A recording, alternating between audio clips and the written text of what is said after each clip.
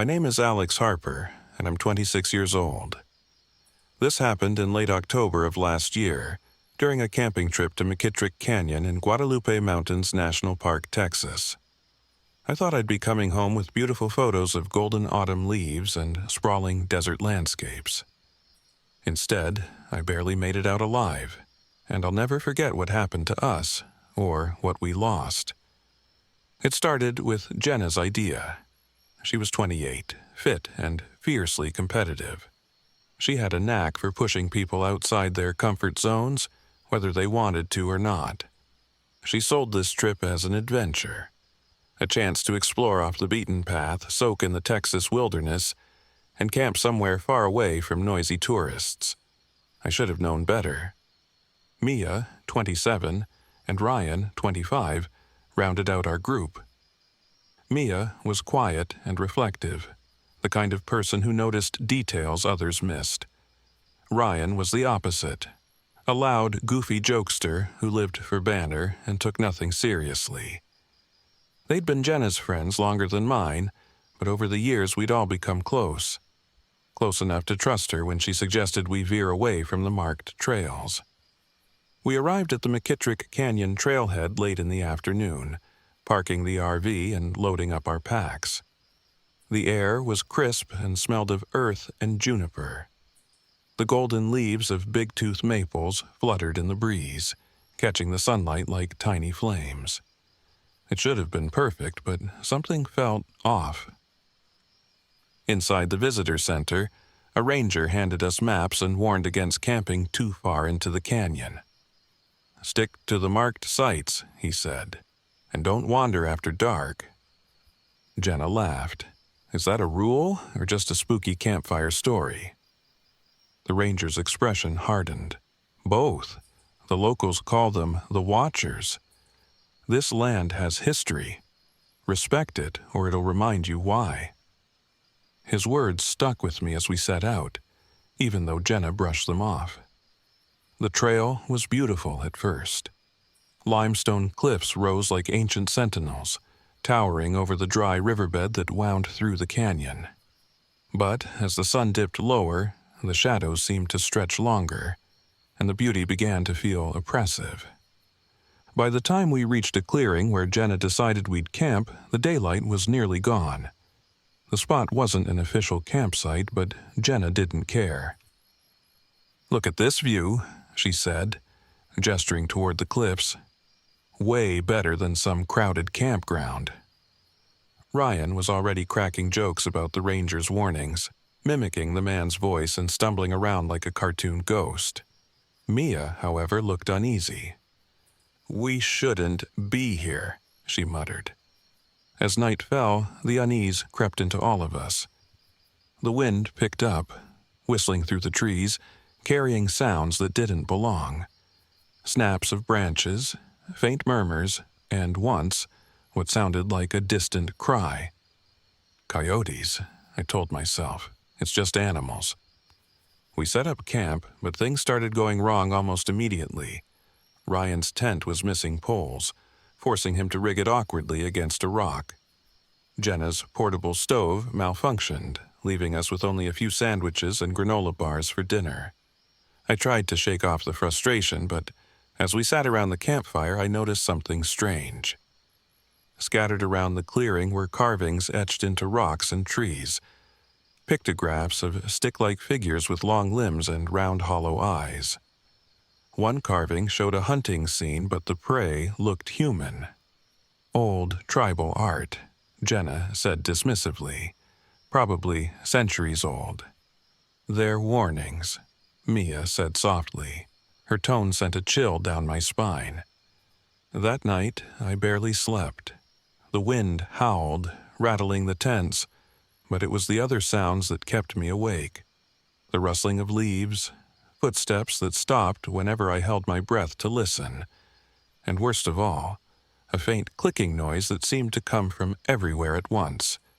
By dawn, we found the first sign we weren't alone. Barefoot footprints surrounded our campsite, too large to be human, with toes that ended in sharp points. Ryan laughed nervously. Coyotes walking on their hind legs, huh? Mia and I didn't laugh. I glanced at Jenna, expecting her to wave it off, but even she looked shaken. "We'll pack up and head back," she said. It was too late for that. As we packed, Ryan's voice broke the tense silence. Guys?" He pointed toward a tree at the edge of the clearing. Hanging from a low branch was my camera, which I'd left inside my tent. My stomach dropped. "Did you do that?" I asked Jenna. She shook her head. When I checked the camera, my hands trembled. New photos had been taken during the night. Blurry, disorienting images of our tents from above, as if someone had climbed the trees. The last image froze my blood. It was a face, pale, gaunt, with hollow eyes that glowed faintly in the dark. We left the clearing as fast as we could, but the canyon wasn't letting us go. The trail we'd followed in seemed different, winding farther into the wilderness instead of leading back toward the RV. Jenna insisted we were going the right way, but the unease in her voice betrayed her. Mia stopped abruptly. "Do you hear that?" We all fell silent. Then we heard it, the clicking sound, louder now, coming from the trees on either side of the trail. Shapes moved in the shadows, darting from tree to tree, too fast and too tall to be human. "Run," I whispered. The creatures came for us as the sun dipped behind the cliffs. There were at least 5 of them, gaunt and impossibly thin, with limbs that stretched unnaturally long. They moved with a jerky, animalistic grace, their hollow eyes locked on us. Ryan panicked and bolted off the trail. "I'll distract them," he shouted. "Go!" "Ryan, no!" Jenna screamed, but it was too late. The creatures followed him, their clicking growing louder, echoing through the canyon. We ran until our lungs burned, Mia sobbing and Jenna cursing under her breath. Finally, we reached a rocky outcrop overlooking a narrow ravine. The trail split, one path leading down, the other back into the woods. "We need to keep moving," I said. "They'll come back." We took the path into the ravine, hoping the narrow walls would hide us. As we stumbled through the shadows, I pulled out my camera, using the flash to light the way. It was the only weapon I had. Behind us, the clicking returned, louder and faster. I turned and fired the flash. For a moment, the creatures froze, their glowing eyes reflecting the light like animals caught in headlights. "Go!" I yelled. We emerged from the ravine just as the first light of dawn crept over the horizon. The RV was in sight, parked exactly where we'd left it. But Ryan wasn't with us. The 3 of us collapsed inside, locking every door and window. Mia cried silently, clutching her knees, while Jenna stared at the floor. Her confidence shattered. I reviewed the photos on my camera, hoping to understand what we'd just survived. The last image was the worst. Ryan, surrounded by the Watchers, staring into the lens. His expression wasn't one of fear. It was blank, like he'd already accepted his fate. We reported his disappearance to the authorities, but no trace of him was ever found. The ranger's words echoed in my mind. "Respect the land, or it'll remind you why." I still have the photos, but I've never shown them to anyone. I don't need to. Every time I close my eyes, I see those hollow eyes staring back. And I hear the clicking. It never really stops.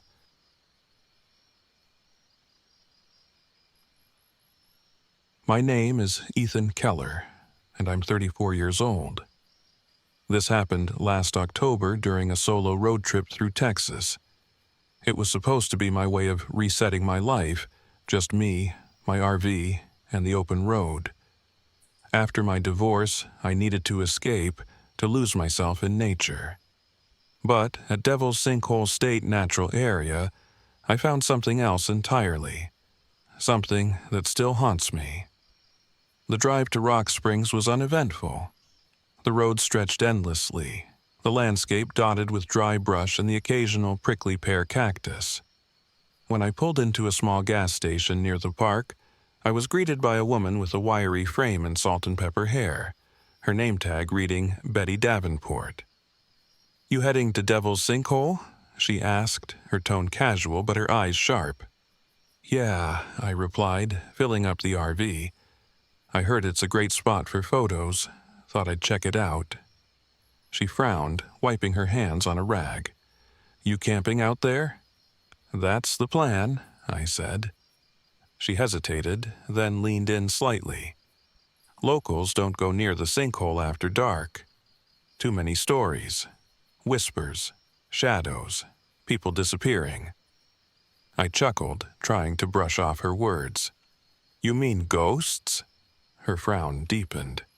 "Call it what you want, but you'd best respect that place. It's not natural." I nodded politely, paid for the gas, and drove off. I wasn't superstitious, but her words stuck with me. The park itself was stunning. The sinkhole was enormous, its limestone walls plunging into darkness. A colony of bats lived there, and I timed my visit to see their evening exodus. I parked my RV at a small clearing just outside the main trail, a perfect spot to set up camp. The air was crisp, the sky a brilliant blue. It felt good to be alone. I spent the afternoon exploring, snapping photos of the rugged terrain. But as I wandered closer to the sinkhole, I saw something strange. A boy, maybe 8 or 9 years old, standing near the edge. He was barefoot, dressed in clothes that looked decades out of place, a faded white shirt and patched trousers. "Hey!" I called out, concerned he might fall. He turned to look at me, but he didn't say anything. His face was pale, his eyes hollow. Then, without a word, he turned and walked into the woods. I ran to where he'd been standing, but he was gone. No footprints, no sign of him. Just the yawning mouth of the sinkhole below. That night, I parked the RV and set up a small campfire. I kept my camera close, ready to photograph the bats as they emerged. The evening air grew colder, and the forest around me seemed unnaturally quiet. Even the usual chirp of insects had faded. Then the whispers started. At first, I thought it was the wind, but the sounds were too distinct, murmured words I couldn't quite make out, coming from somewhere in the darkness. I grabbed my flashlight and scanned the trees, but saw nothing. When I returned to the RV, I found strange symbols drawn in the dirt around it. Circles, spirals, and what looked like an eye. My stomach tightened. I told myself it was probably some prank from other campers, but I hadn't seen anyone else all day. The next morning, things got worse.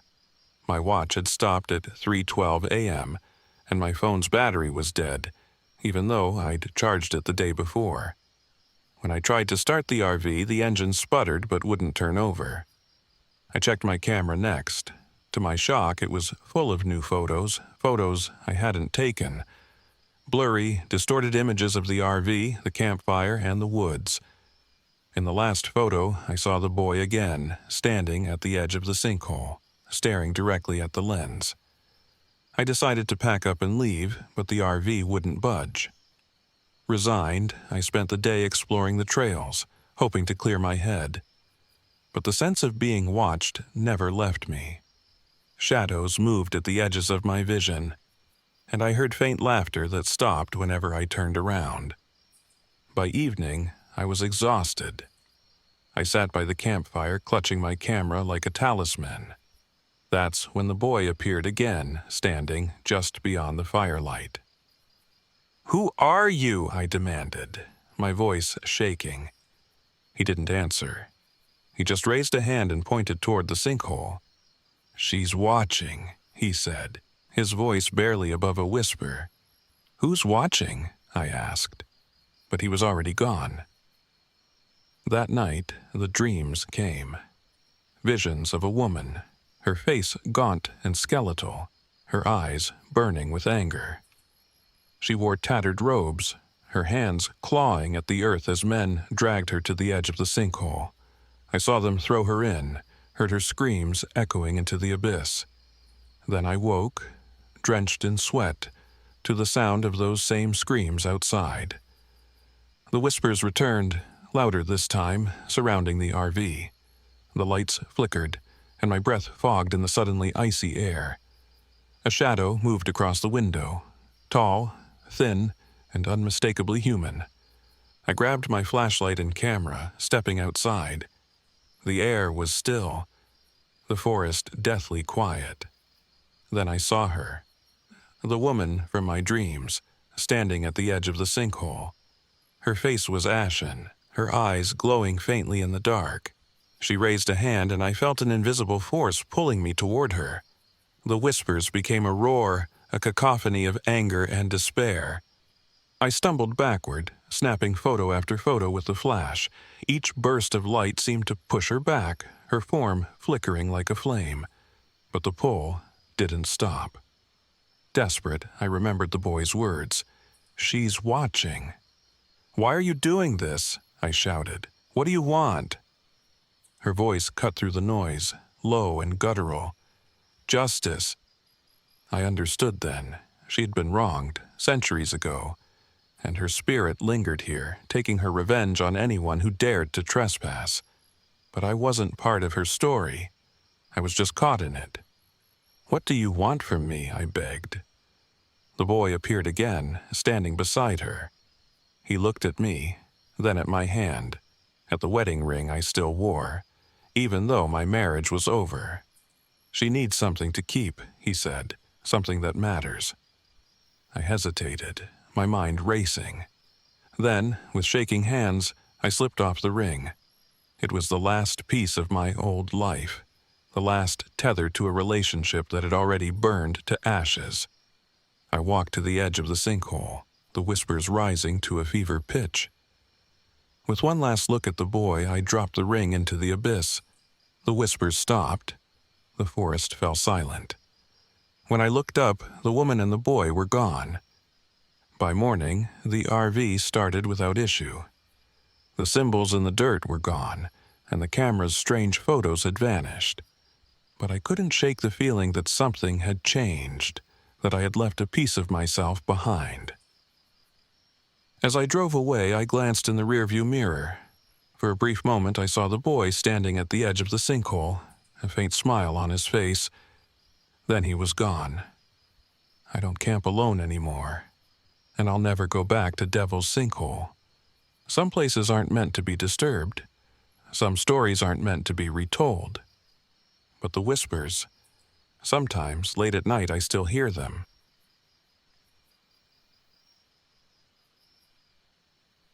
My name is Sarah Grayson, and I'm 38 years old. Last April, I took a solo trip to Paloduro Canyon State Park in Texas. I was there to photograph wildlife and document the unique red rock landscapes for a freelance project. It was supposed to be peaceful, an escape from my life and, if I'm honest, from the grief that's been suffocating me since my younger brother, Ben, died in a car accident a year ago. But what I found in that canyon wasn't peace. It was something I still can't explain, something I'll never forget. It started as an ordinary enough day. I arrived at the park mid-afternoon, parked my RV at a remote campsite, and spent a few hours hiking the trails. Paloduro was breathtaking.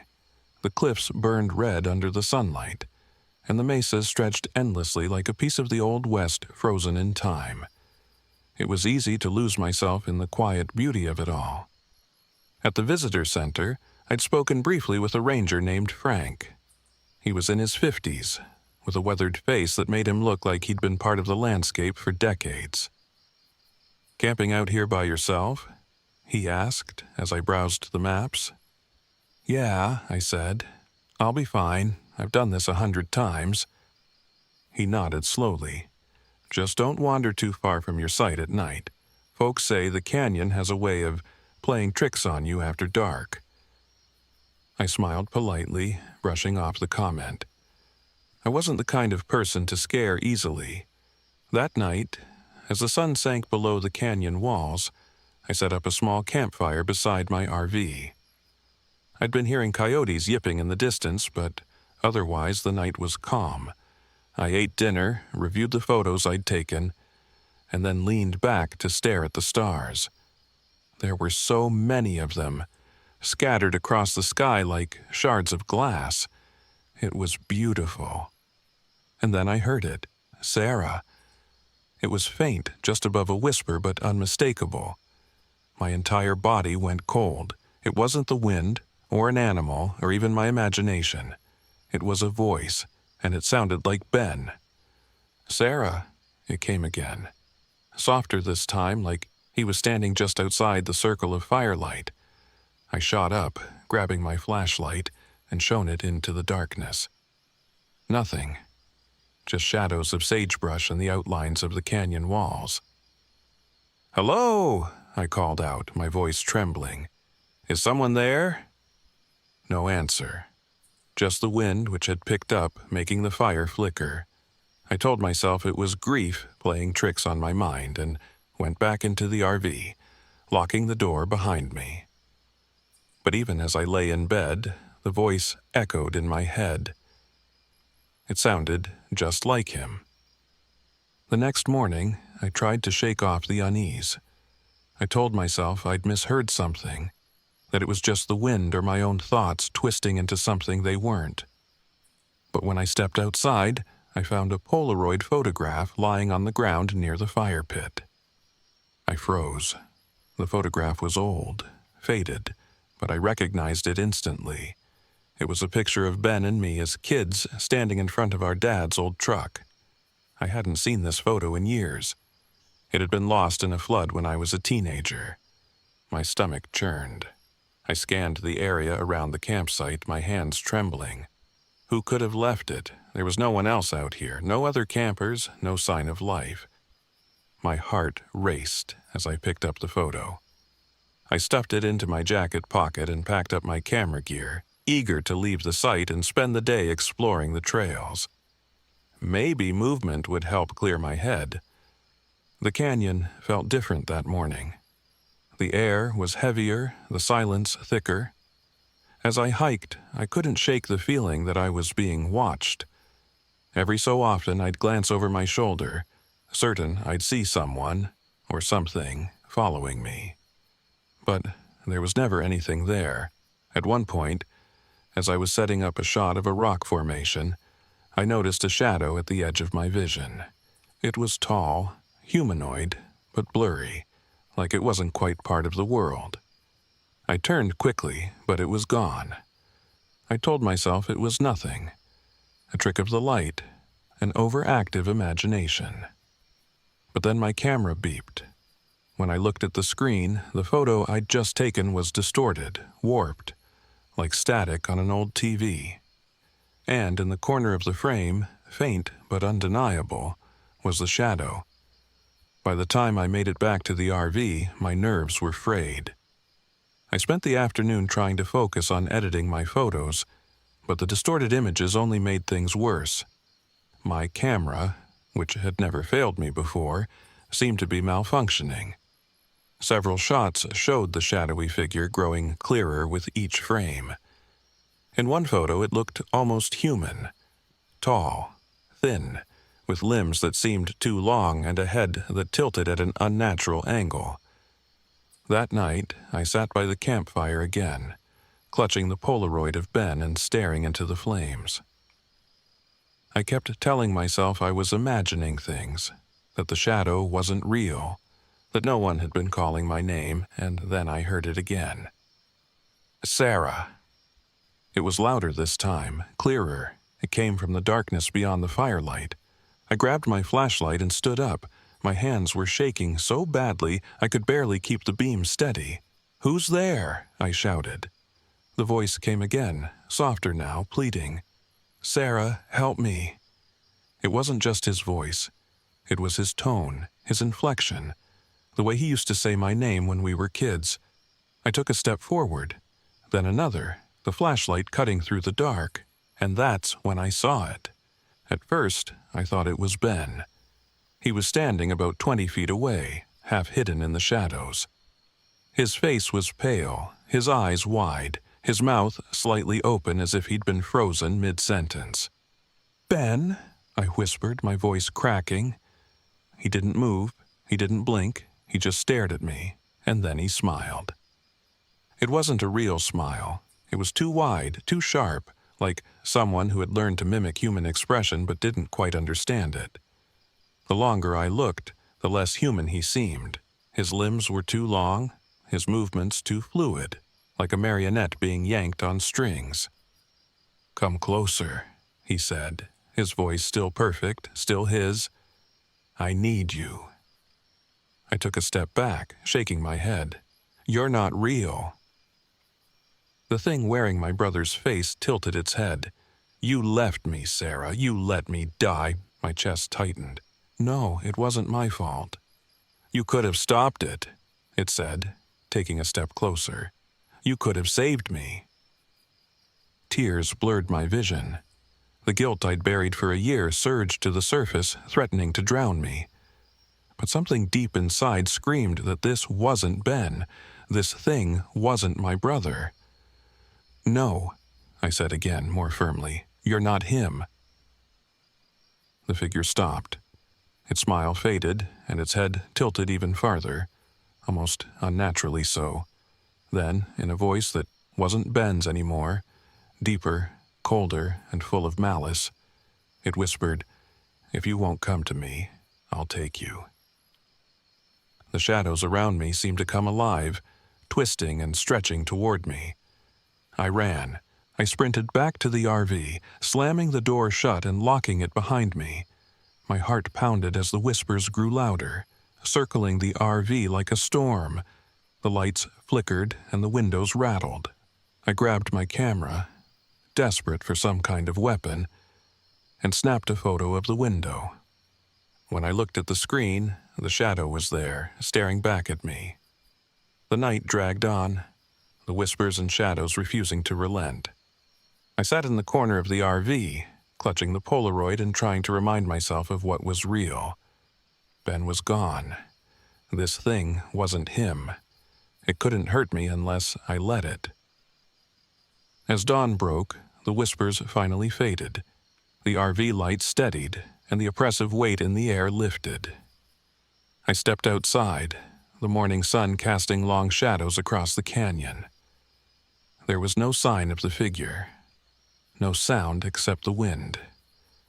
I packed up and left that morning, my hands still trembling as I gripped the wheel. As I drove out of the park, I glanced in the rearview mirror one last time. Standing on the rim of the canyon was the shadow, watching me. It didn't follow, it didn't need to. It had already left its mark.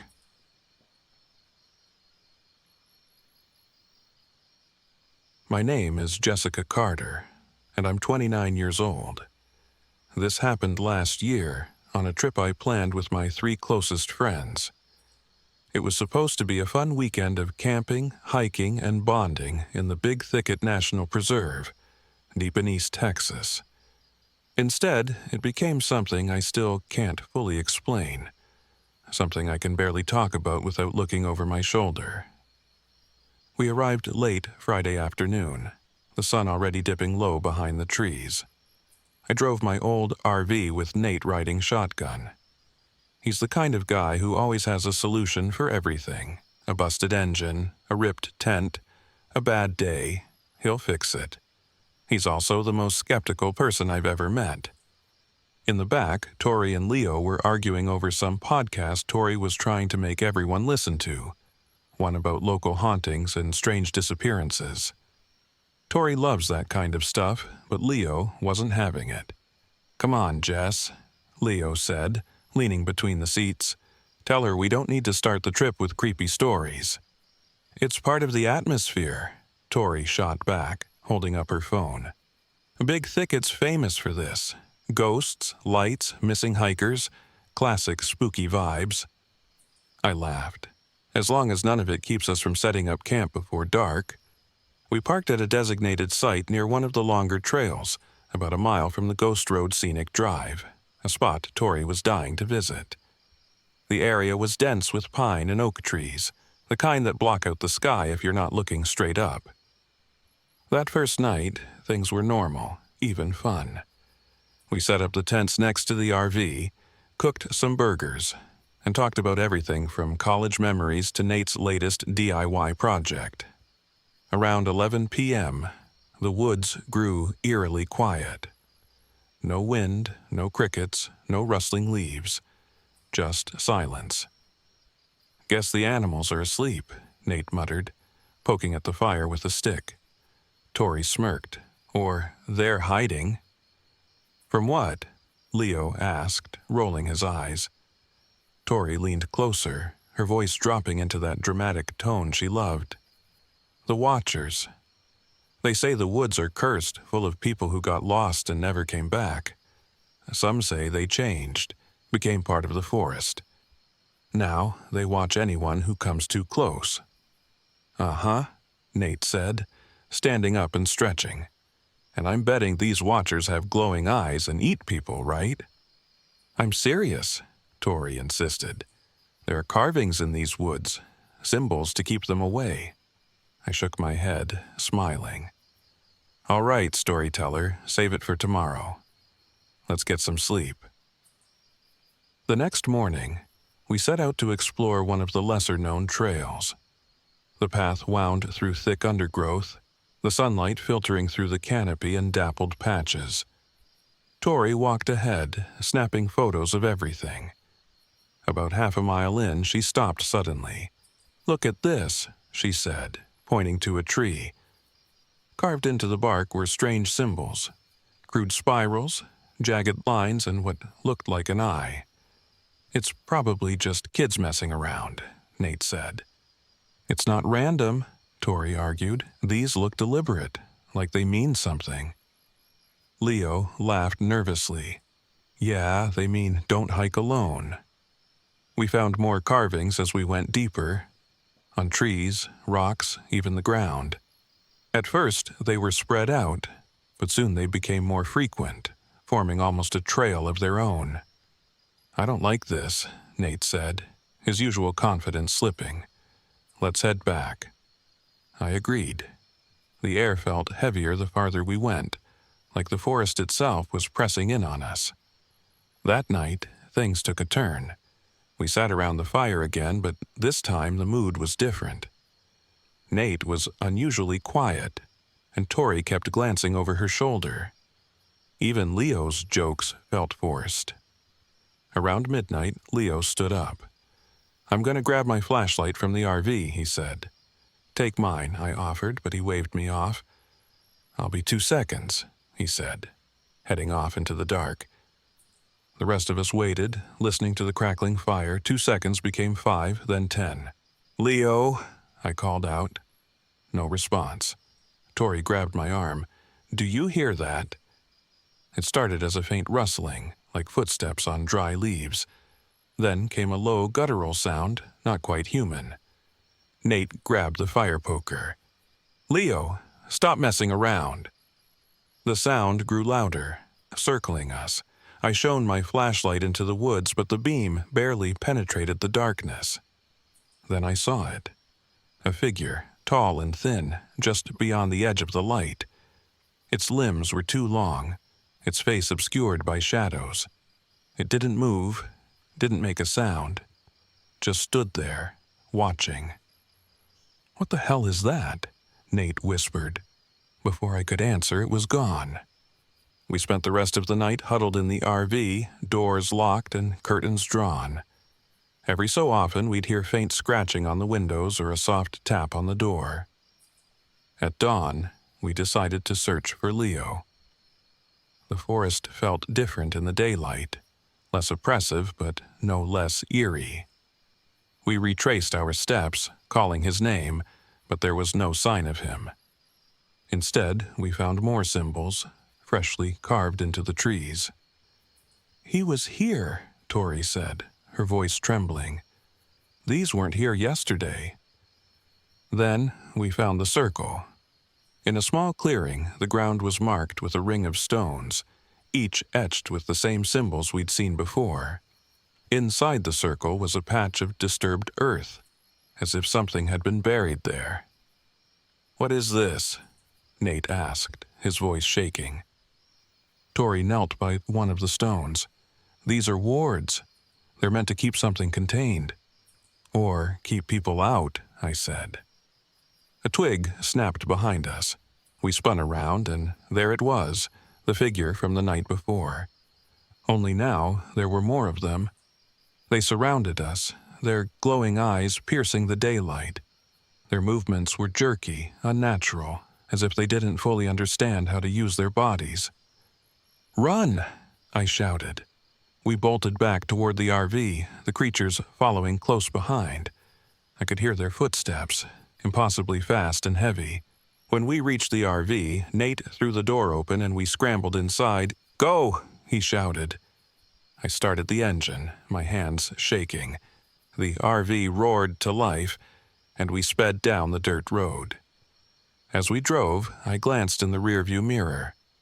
The creatures were still there, running alongside us, their glowing eyes never blinking.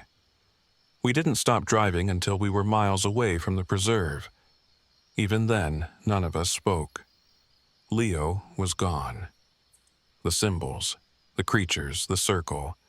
It all felt like a nightmare we couldn't wake up from. Tori refuses to talk about it now, and Nate moved out of state shortly after. As for me, I haven't gone camping since. Sometimes, late at night, I hear footsteps outside my apartment window.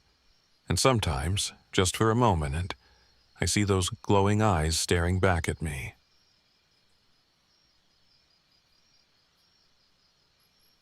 My name is Ethan Miller, and I'm 34 years old. Last fall, I went on a solo trip to Caprock Canyon State Park in Texas to clear my head after a rough divorce. I wanted peace, solitude, and maybe some inspiration for my wildlife photography portfolio. What I got instead was something I still can't explain, something I doubt anyone would believe. This is what happened.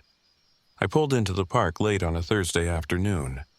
The sun was low, casting long shadows over the jagged red cliffs and dusty trails. The place was beautiful, almost otherworldly. My RV clunked and groaned into a campsite overlooking the canyon, the perfect spot for sunsets and stargazing. As I set up my gear, a park ranger came by, a woman in her early 30s with auburn hair and a friendly smile. Her name tag read Claire Walker. "Nice spot you picked," she said, gesturing to the view. "Thanks. Figured it'd be quiet out here," I replied.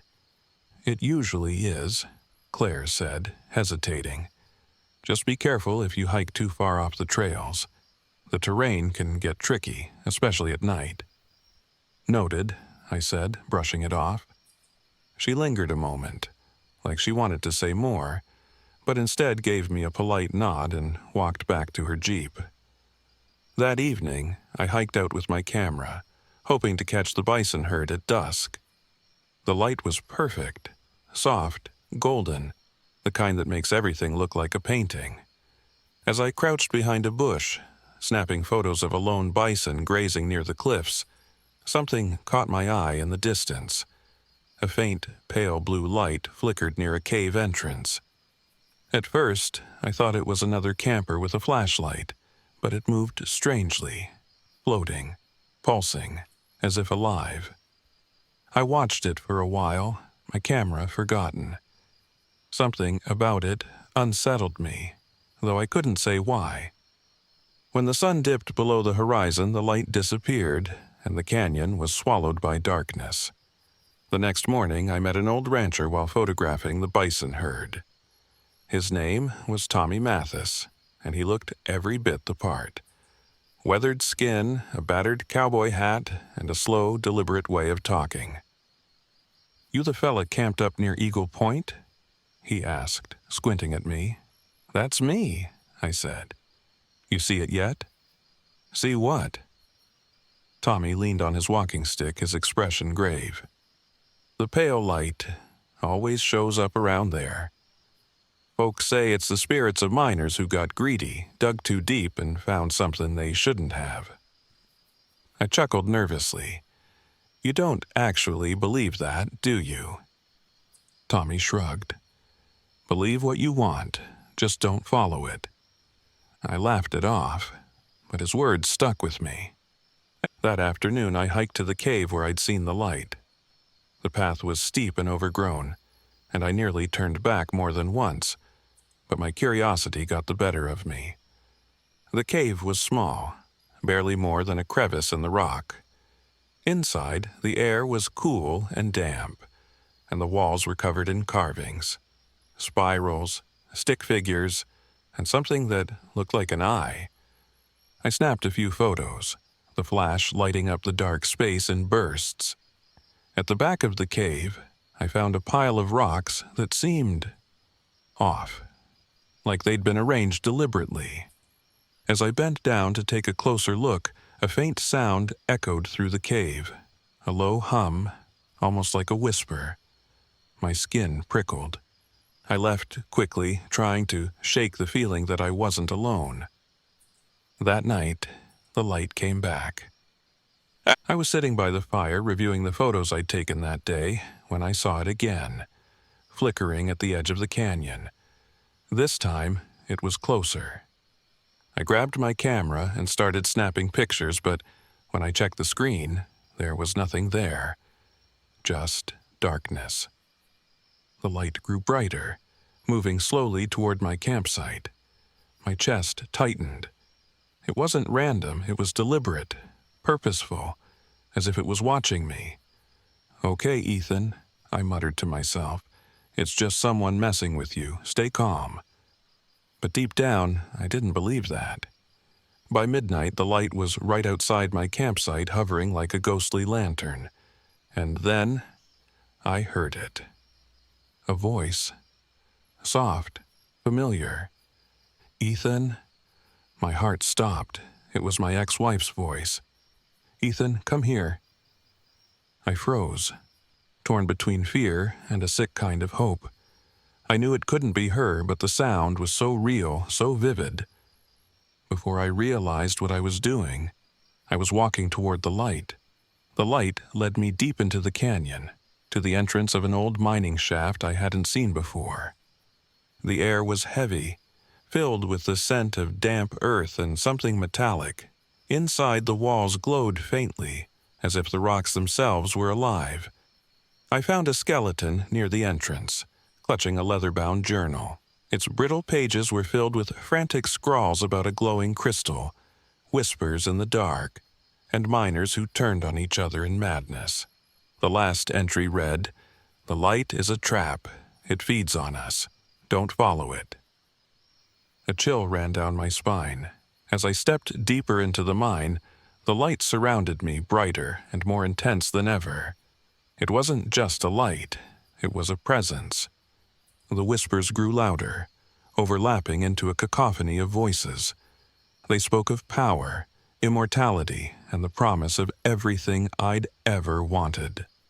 And then, the illusions began. I saw my ex-wife standing before me, smiling, her arms outstretched. "Come back to me, Ethan," she said. "We can be happy again." I shook my head, tears streaming down my face. "You're not real." The figure dissolved into the light, and the voices turned angry. The light surged toward me, forcing me back against the cave wall. My camera hung around my neck, and in a desperate moment, I pressed the flash button. The burst of light disrupted the entity, scattering it into fragments. I didn't wait to see if it would recover. I ran, tripping over rocks and debris, my heart pounding in my chest. The whispers followed me, growing fainter with each step. When I finally burst out of the cave and into the open air, the light was gone.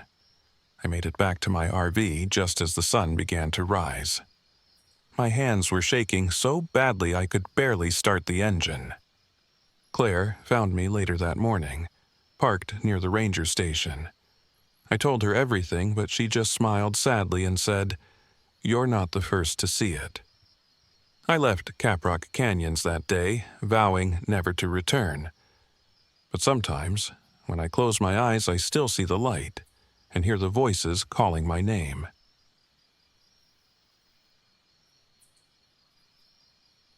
My name is Rachel Adams, and I'm 27 years old.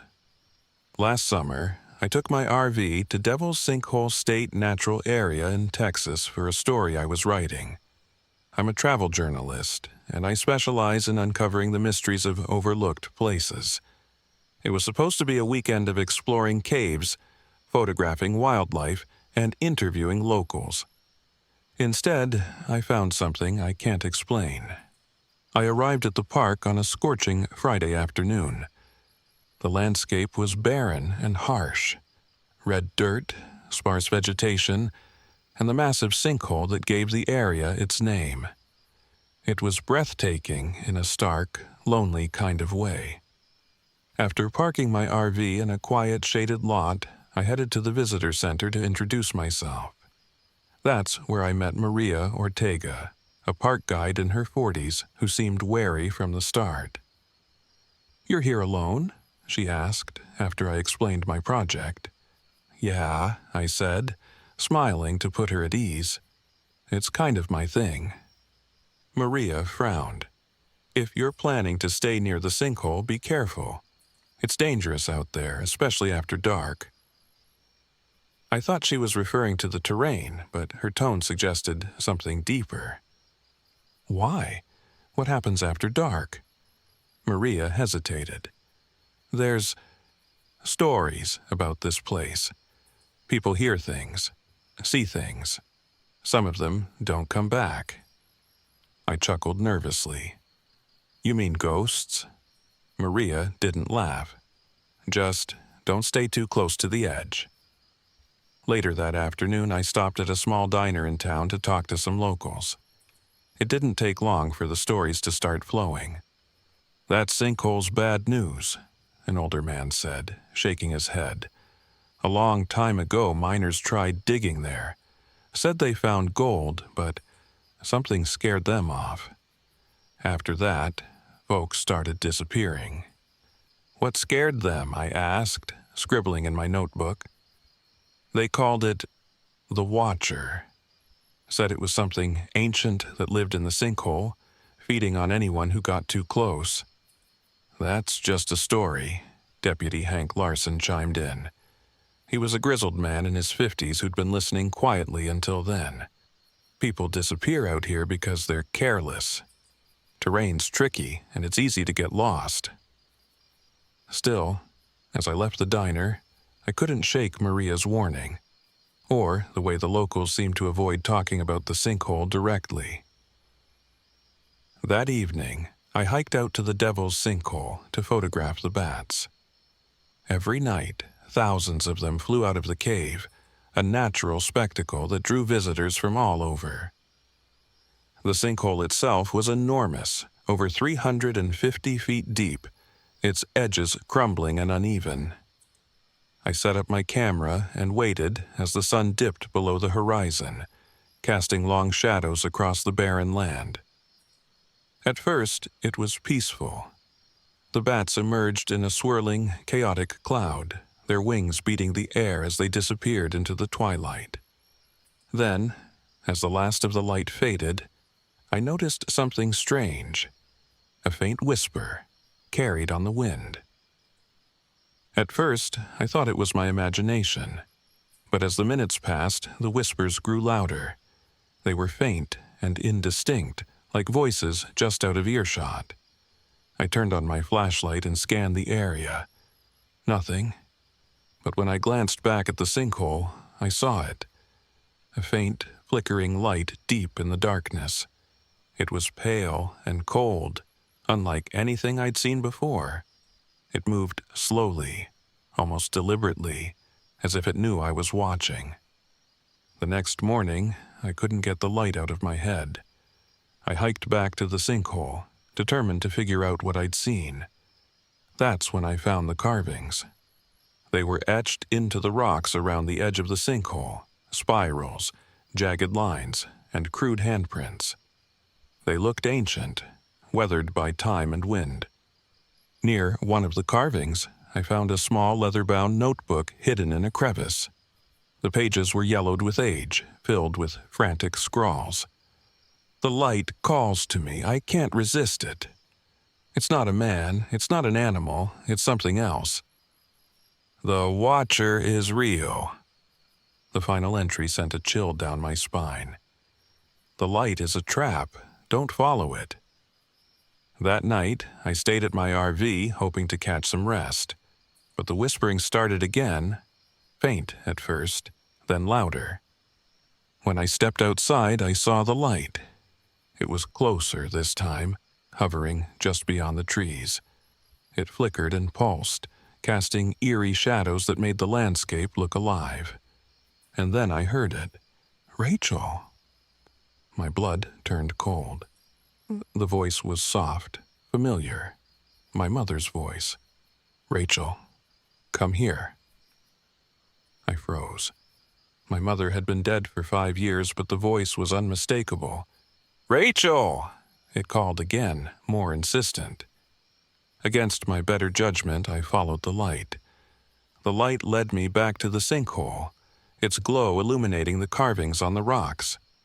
The whispers grew louder, overlapping into a cacophony of voices, some pleading, others angry. When I reached the edge, the light descended into the darkness and I saw them. Figures, shadowy and elongated, clinging to the walls of the sinkhole. They had no faces, only hollow eyes that glowed faintly in the dark. One of them looked up at me, and I felt a wave of cold dread wash over me. The Watcher wasn't just a legend, it was real, and it was hungry. I remembered the carvings and the warnings in the notebook. The symbols weren't just decorations, they were meant to bind the Watcher, to keep it trapped in the sinkhole. Desperate, I grabbed a piece of chalk from my bag and began tracing the symbols onto the rocks. My hands shook as the whispers grew deafening, the Watcher's shadowy form climbing closer to the edge. "Stay back!" I shouted, my voice cracking. The Watcher lunged, and I barely scrambled out of the way. Its glowing eyes locked onto mine, filled with malice. With one final stroke of chalk, I completed the last symbol. The Watcher let out a guttural screech as the light around it dimmed and the shadows retreated back into the sinkhole. I didn't stop running until I was back at my RV. By dawn, I was miles away from Devil's Sinkhole, my hands still shaking on the wheel. When I got home, I reviewed the photos I'd taken. Most were corrupted, filled with strange distortions and dark shapes I couldn't explain. But one photo stood out. It showed the light, faint but unmistakable, and the outline of a tall, shadowy figure standing at the edge of the sinkhole. I've told myself I'll never go back to that place, but sometimes, late at night, I hear whispers outside my window, and sometimes, just for a moment, I see the light.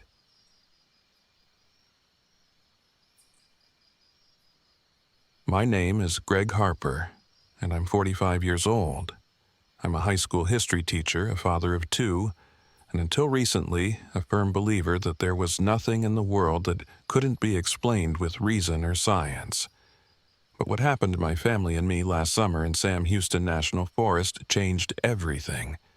Now, I barely sleep, and every creak of the house at night makes my heart race. This is our story. It was late June, right as summer break began. My wife, Lisa, and I decided to take our kids, Mia, who was 14, and Toby, who was 9, on a camping trip to the Double Lake Recreation Area. I wanted to bond with my family, get us all away from our screens, and show my kids there was more to life than TikTok and video games. Lisa was hesitant. She'd never been a fan of roughing it, but I'd rented a small RV, so it wasn't like we'd be sleeping on the ground. We arrived mid-afternoon on a Saturday. The forest was breathtaking. Tall pines stretching to the sky, the smell of fresh earth, and the distant chatter of birds. I could tell Toby was thrilled. He practically leapt out of the RV to explore the area. Mia, on the other hand, was glued to her phone, already complaining about the lack of cell service. I can't even post anything. she groaned, shoving her phone back into her pocket. Why did we have to come here? To spend time as a family, I said, unloading our supplies. You'll survive without Wi-Fi for a couple of days. Lisa shot me a look that said she agreed with Mia, but she kept her mouth shut. We set up camp near a trailhead, parked the RV, and pitched a small tent just for fun. That first evening, we roasted hot dogs over the fire, and for a brief moment I felt like I'd made the right decision. But then Toby found the bones. It was just before sunset. He'd wandered a little way into the trees, as curious kids do. He came back holding a handful of bleached white animal bones, ribs and vertebrae by the look of them. "Look what I found," he said, grinning as he dropped them at my feet. Lisa recoiled. "Toby, don't touch things like that. It could be diseased or something." "Where did you find these?" I asked, trying to sound calm. "Over there," he said, pointing into the trees. "There's a whole pile of them. They're in a circle." That made my stomach tighten. "Show me." Lisa and Mia stayed by the fire while Toby led me about 50 yards into the forest. Sure enough, there was a small clearing where the ground was littered with bones arranged in a spiraling pattern. They weren't fresh, most were old and brittle, but the deliberate placement was unmistakable. I had an unsettling feeling, but I forced a laugh. "Probably just some prank," I said, ruffling Toby's hair. "Let's get back to camp." That night, the forest came alive with sounds. Crickets, owls, and what I assumed were coyotes. But around midnight I heard something else. It started as a low, mournful wail, so faint I thought I'd imagined it. Then it came again, louder this time. It didn't sound like any animal I knew. Lisa stirred beside me in the RV. "Did you hear that?" she whispered. I nodded. Probably just coyotes. It didn't sound like a coyote. She wasn't wrong, but I didn't want to scare her. "Go back to sleep," I said. "It's nothing." The next morning, Mia was snapping photos of the forest with her camera. She'd found some inspiration in the tall trees and dappled sunlight. Toby, meanwhile, was running around pretending to be an explorer. Everything seemed fine, until Mia showed me her camera. "Look at this," she said, scrolling through her photos. "What is that?" In one of the shots, taken of the trail near our campsite, there was a shadowy figure standing in the background. It was blurry, almost indistinct, but it was tall and thin, with arms that seemed unnaturally long. "Probably just a tree," I said, though my pulse quickened. "It wasn't there when I took the picture," Mia insisted. "Let's not jump to conclusions," I said, trying to sound reassuring. "It's probably just a trick of the light." But the uneasy feeling from the night before returned. I decided we should stick closer to camp for the day. By late afternoon, a thick fog rolled in, draping the forest in an eerie silence. We gathered around the fire again, but the mood was tense. Lisa and I were snapping at each other, Mia was sulking, and Toby was unusually quiet. That night, as we were settling into sleep, I heard the wail again. Only this time it was closer. It sounded almost human, like someone crying out in pain. Then there was a faint tap on the RV window. I grabbed the flashlight and stepped outside, my heart pounding. The fog was so thick I could barely see a few feet ahead. "Hello?" I called. "Is someone out there?" The forest was silent. Then, just as I was about to head back inside, I heard my daughter's voice. "Dad, over here." I turned, shining the flashlight toward the sound. The beam caught movement, something tall and gaunt, slipping between the trees. It looked like a man, but its limbs were too long, its movements too jerky. And the voice, it wasn't quite Mia's. It was off, like a recording played at the wrong speed. I stumbled back into the RV and locked the door. "Stay inside," I told Lisa, who was wide-eyed with fear. "What is it?" she whispered. "I don't know." The next morning, Toby was gone. We woke up to find his sleeping bag empty. Panic set in immediately. We called his name, searched the area, but there was no sign of him. Then we heard his voice, faint and distant, calling from deeper in the forest. "Toby!" Lisa screamed, running toward the sound. I grabbed her arm. "Wait, it might not be him." "What are you talking about? Of course it's him." I didn't have the words to explain, but I knew something wasn't right. Still, we had no choice but to follow the voice. It led us to an old, rotting cabin hidden deep in the woods.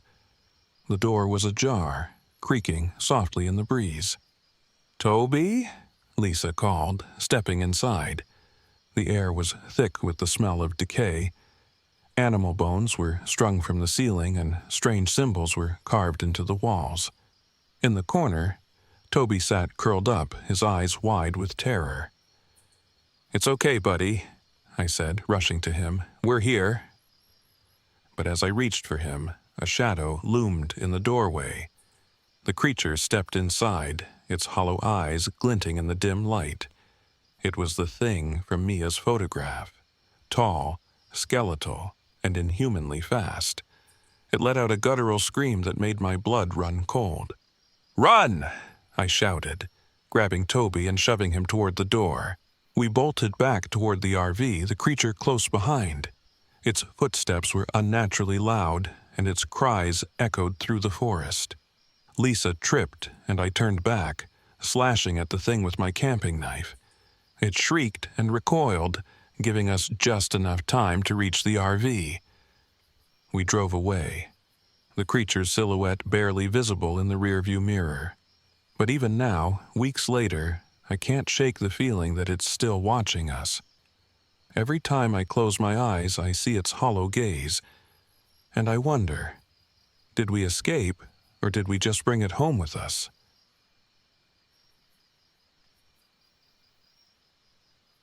My name is Nathan Cole, and I'm 34 years old. I'm a software engineer based in Austin, Texas, and this happened to me just a few months ago. I've always liked to spend my free time exploring new places, especially state parks and nature reserves.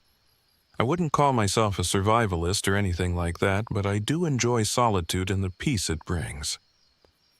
What happened during my trip to Paloduro Canyon, though, has left me questioning everything I thought I knew about the world. It started as a way to unwind after finishing a brutal project at work.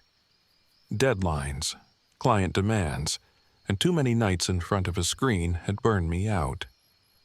I decided to take my new RV for a spin and spend a weekend in Paloduro Canyon, the Grand Canyon of Texas. I'd heard it was beautiful. Vast cliffs, stunning views, and plenty of trails to explore. It sounded perfect. I arrived on a Friday afternoon. The drive down into the canyon was breathtaking, with the red rock walls glowing in the late afternoon sun. I chose a quiet, remote spot to park my RV, away from the busier camping areas. I wanted to be alone, to sit in silence and feel the weight of the world melt away.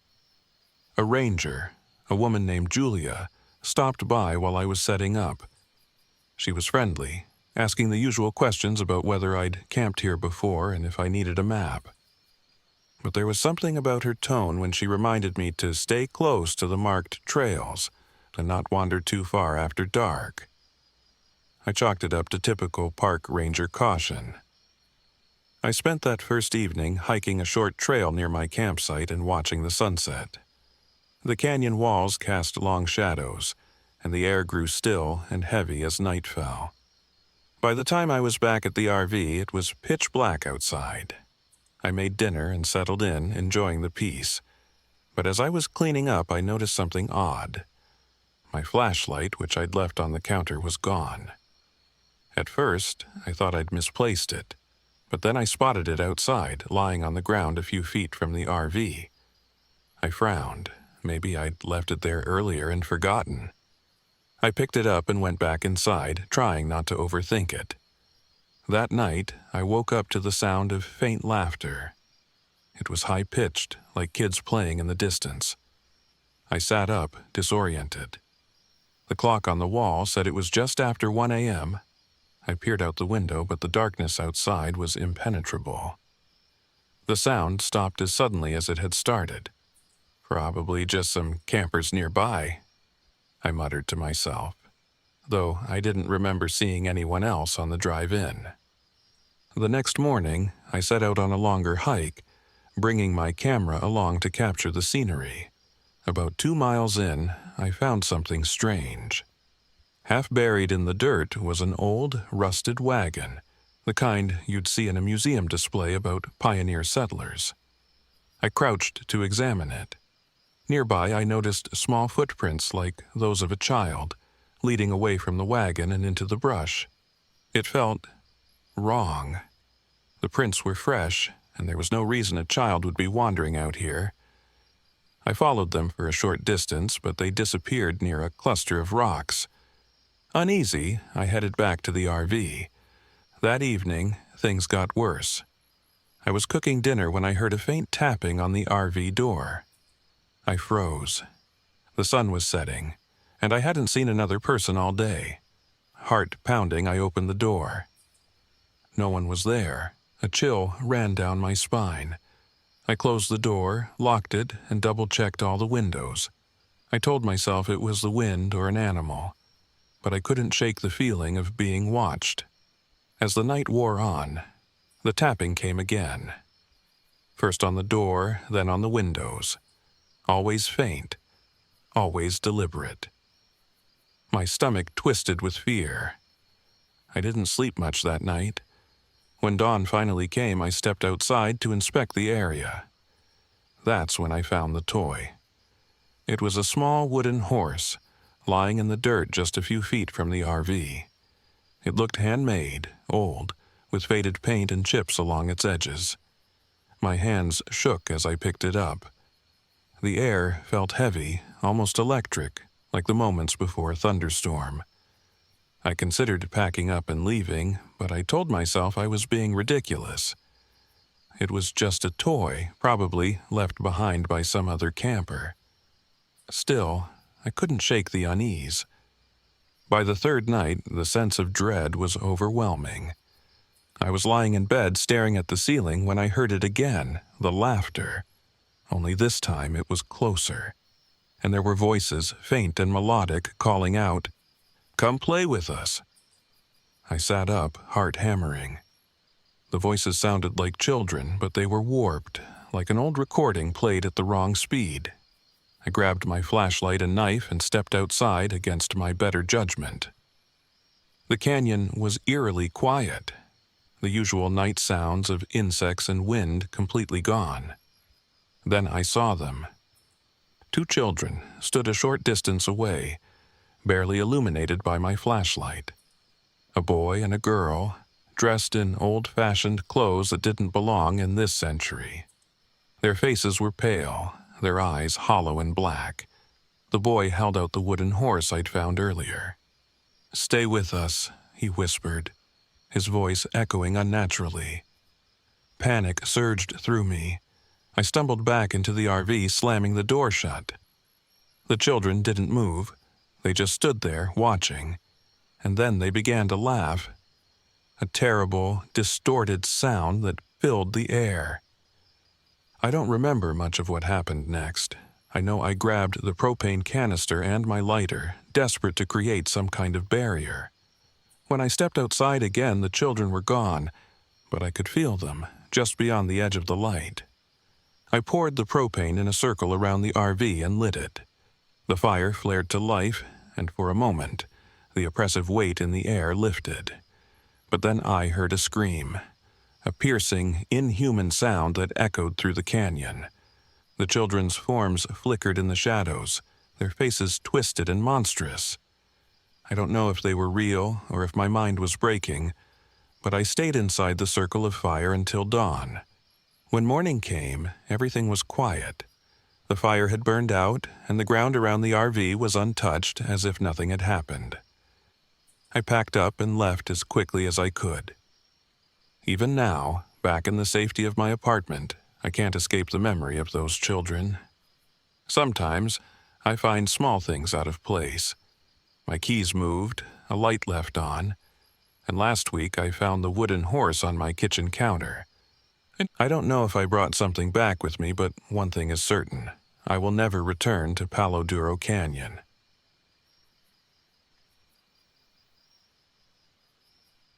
My name is Laura Hayes, and I'm 28 years old. I'm a travel blogger, a would-be novelist, and, until recently, a skeptic when it came to anything supernatural. What happened to me during a solo camping trip to Guadalupe Mountains National Park has changed the way I see the world. It wasn't just a bad dream or a figment of my imagination. Something ancient and evil lives in those canyons, and I barely escaped with my sanity. I had just finished a long string of blog deadlines and was feeling burnt out. Writing about travel was supposed to be my dream job, but lately it had felt more like a chore.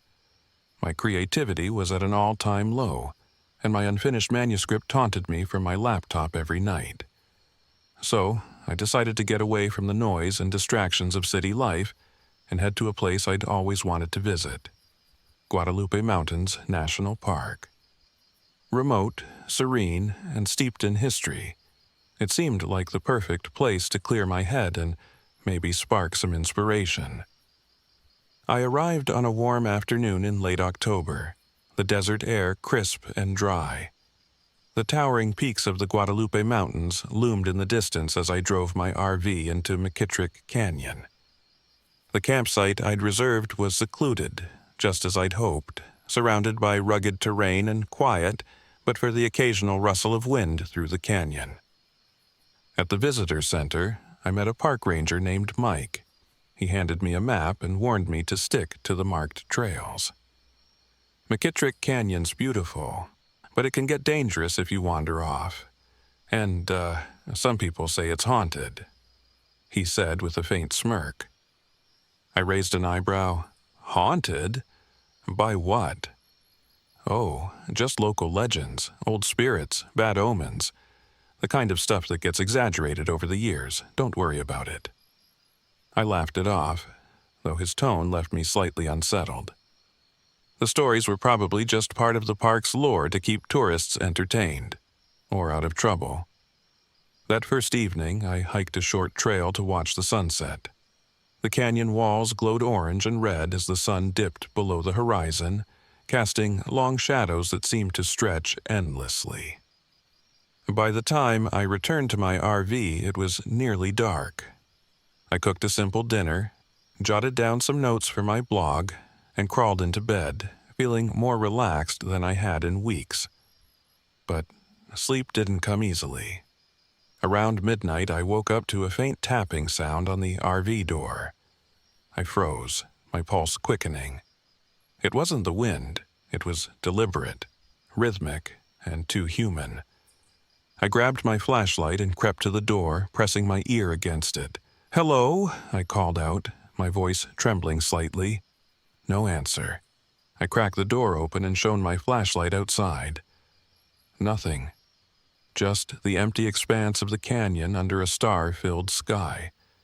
Shaking my head, I told myself it was probably an animal and went back to bed.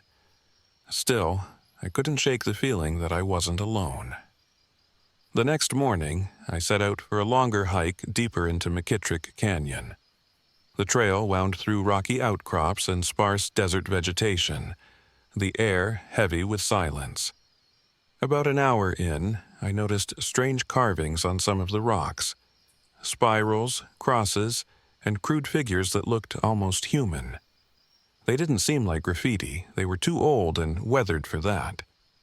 I took a few photos, thinking they might be fodder for a future blog post. As I continued, I started hearing whispers. At first, I thought it was the wind, but the sounds were too distinct, like voices just out of earshot. I stopped and turned in a slow circle, scanning the canyon walls. Nothing. But the whispers persisted, growing fainter as I pressed on. By the time I returned to camp, unease had settled over me like a second skin. I busied myself with writing and editing photos, trying to distract myself, but the strange carvings and whispers gnawed at the edges of my mind. That night, things escalated. I woke to the sound of footsteps crunching in the dirt outside the RV. They circled the vehicle slowly, deliberately. My heart pounded as I reached for the flashlight and knife I'd left on the counter. When the footsteps stopped, I held my breath, straining to hear any sign of movement. Then came the laughter. Faint and childlike, it seemed to echo from every direction at once. My skin crawled, and my grip tightened on the flashlight. I forced myself to step outside, knife in hand, ready to confront whatever, or whoever, was out there. The laughter stopped the moment I opened the door. The air was deathly still, and a faint sulfuric smell wafted around me. I shone the flashlight in a wide arc, and my beam landed on something small and out of place. It was a doll. No, not a doll. A crude figurine made of twigs and string, standing upright in the dirt. I crouched to inspect it, my pulse thundering in my ears. The figure was unsettling, its stick arms outstretched as if in mockery. Something deep in my gut told me to leave it alone, so I backed away and returned to the RV, locking the door behind me. The next day, determined to understand what was happening, I hiked back into the canyon. My steps felt heavier with each mile, as if the air itself were resisting me. Eventually, I came across an old, abandoned campsite tucked into an overhang. The tent was in tatters, the contents scattered and weathered. Among the debris, I found a journal. The entries were written in shaky, uneven handwriting. The author described hearing whispers, seeing strange symbols, and feeling as though something was watching them. The last entry read, "It wants a host. I can't let it take me. If you find this, don't let it take you either." I felt my stomach churn. This wasn't just a story. Whatever had driven the journal's author to madness, or worse, was now targeting me. That night, the spirit revealed itself fully. As I sat at my laptop trying to ignore the oppressive atmosphere, the screen flickered. A blank document appeared, and words began to type themselves across the page. Write it. Give it form. The RV lights flickered, and the sulfuric smell returned, stronger than before. I stood, knife in hand, and turned slowly, scanning the small space. A shadow moved in the corner of my vision. Too fast to be real, but too vivid to dismiss. Then came the voice. It was my voice, distorted and mocking. "You'll never finish. You'll never be good enough. Give up." I screamed, slashing the knife at empty air. The laughter returned, surrounding me, consuming me. I grabbed the journal and hurled it into the small RV stove, setting it alight. The flames roared higher than they should have, casting the interior in an eerie glow. The laughter turned to shrieks, and the RV rocked violently as if something enormous was trying to break in. I huddled by the stove, chanting under my breath, refusing to let the spirit take hold of my mind. The shrieking reached a deafening pitch, then stopped abruptly. The air grew still, and the oppressive weight lifted. At dawn, I packed up and left. The carvings, the laughter, the figure made of twigs, it all felt like a bad dream, but the scorch marks on the RV door and the lingering smell of sulfur told me otherwise. As I drove away, I glanced in the rearview mirror and saw a faint, shadowy figure standing at the canyon's edge, watching me. I haven't gone camping since. Whatever I encountered in McKitrick Canyon wasn't a ghost or a figment of my imagination. It was something far older and far worse, and I know it's still out there, waiting for its next host.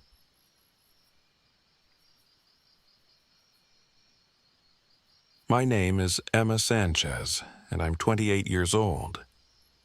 This happened in early November, about a year ago, during a camping trip in Big Bend National Park, Texas. I wish I could say I went there for the thrill of adventure, or a spontaneous getaway, but the truth is simpler. I'm a wildlife photographer, and Big Bend was my chance to finally capture the perfect portfolio shot. It was supposed to be a quiet trip, just me, my boyfriend Josh, and my best friend Mia. We took my old RV, a clunky 1994 Winnebago with more problems than solutions. Mia joked it had character, but I knew better. The fridge worked half the time and the generator hummed ominously, as if deciding when to quit for good. Still, it was enough to get us to Big Bend, so I ignored the red flags. The plan was simple: 3 days, a few hikes, and endless opportunities to photograph wildlife in the sprawling desert and the towering Chisos Mountains. The isolation was part of the charm, or so I thought. The beginning of trouble. We arrived late in the afternoon, the sun sinking low behind the rugged peaks. The desert stretched endlessly, the air thick with the scent of creosote and dust. We parked the RV in a remote area of the park, away from the main campsites for better views and, hopefully, better photos. That first night, everything felt normal. Mia started a campfire, Josh cooked burgers, and I fiddled with my camera settings. We laughed and told stories, letting the stillness of the desert wrap around us. It was around midnight when I first heard it, a low, guttural growl that seemed to echo through the night. I paused, the hairs on my neck standing up. "Did you hear that?" I asked, my voice barely above a whisper. Mia shrugged. "Probably a coyote. Relax." Josh smirked. "Or maybe it's Bigfoot. You got your camera, right?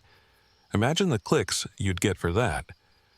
I laughed it off, but something about the sound stuck with me. It wasn't a coyote. Signs of eeriness. The next morning, we decided to hike into the Chisos Mountains. The trail was rocky and steep, the sun blazing overhead. Josh complained almost immediately. "Who thought this was a good idea?" he grumbled, swiping at the sweat dripping down his face. "Exercise is good for you," Mia shot back, bounding ahead like a mountain goat. I stayed in the middle, scanning the area for wildlife. About an hour in, I found something far more interesting. Tracks. They were massive, easily twice the size of my hand, with long, clawed toes. I crouched down to get a better look, snapping a few pictures for reference. "What kind of animal makes that?" Mia asked, peering over my shoulder. "I don't know," I admitted. "It's too big for a mountain lion and the claws are strange." Josh rolled his eyes. "You two are ridiculous. It's probably just an old bear track or something." But even as he dismissed it, I could see the unease in his expression. The watching eyes. By late afternoon, we were all exhausted and ready to head back to the RV. The heat had sapped our energy and the trail seemed longer on the way down. That's when Mia saw it. "Do you see that?" she asked, pointing to a ridge about 50 yards away. At first, I thought it was just a shadow, but then it moved. A pale, humanoid figure standing unnaturally still against the rocks. "Is that a person?" I asked, squinting against the sun. Josh scoffed. "It's a rock. Your eyes are playing tricks on you." But Mia wasn't convinced. Rocks don't move. We stood there for a few minutes, staring at the ridge. The figure didn't move again, and eventually we convinced ourselves it was nothing. But as we continued down the trail, I couldn't shake the feeling of being watched. The night unravels. That night, the generator cut out, plunging the RV into darkness.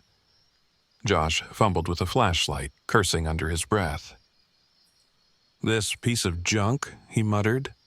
"Relax," I said, lighting a lantern. "We'll figure it out in the morning." Mia sat by the window. staring out into the pitch-black desert. "Does it feel colder to you?" she asked. I hadn't noticed it until she mentioned it, but the temperature had dropped sharply, far more than it should have. I wrapped a blanket around my shoulders, trying to shake off the growing sense of dread. Then came the scratching. It was faint at first, like a tree branch brushing against the side of the RV, but there were no trees nearby. "Did you hear that?" Mia whispered. Josh grabbed a flashlight and stepped outside before I could stop him. The beam of light cut through the darkness, illuminating the empty desert. "There's nothing out here," he called back, his voice tinged with irritation. But as he turned to come back inside, I saw it, just for a moment. A pale figure darting behind the RV. The reality sets in. The next morning, we decided to leave. The generator still wasn't working, and none of us could shake the events of the night before. But as we packed up, we realized something chilling. The tracks I'd seen on the trail were now circling the RV, pressed deep into the dirt. Josh tried to stay rational. "It's probably just some animal," he said, though his voice lacked conviction. Mia wasn't buying it. Animals don't make tracks like that, and they definitely don't watch you from a ridge. I stayed silent, my mind racing. Whatever this thing was, it was intelligent, and it was hunting us. The final night. We couldn't leave until morning. Navigating the treacherous desert roads at night was too dangerous, so we decided to stick it out. Big mistake. As the sun set, the noises began again, scratching, growling, whispers that seemed to come from the walls of the RV itself. Then it mimicked my voice. "Help me!" it called, faint and distant from somewhere outside. Josh's face went pale. "Tell me that wasn't you," he said. "It wasn't," I whispered, my heart pounding. Mia grabbed a kitchen knife, her hands shaking. "What the hell is out there?" We stayed huddled in the RV, too terrified to move, as the creature circled us, its guttural growls growing louder. At one point, it slammed against the side of the RV, nearly tipping it over. The climax. Just before dawn, we decided to make a run for it. Josh grabbed the gas can from the storage compartment, and we fashioned makeshift torches. When we stepped outside, the creature was waiting. It stood about 50 feet away, its pale skin gleaming in the moonlight. It was humanoid but wrong. Its limbs too long, its face devoid of features except for two sunken black eyes. It charged. We swung our torches wildly, the flames keeping it at bay. Josh managed to douse the ground with gasoline and set it alight, creating a wall of fire between us and the creature.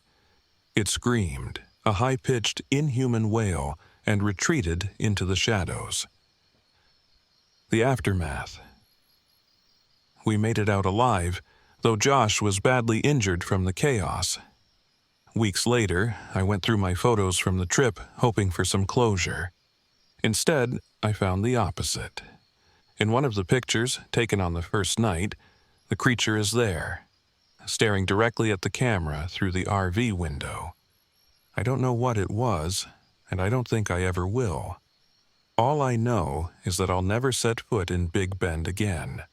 Some things are better left unseen.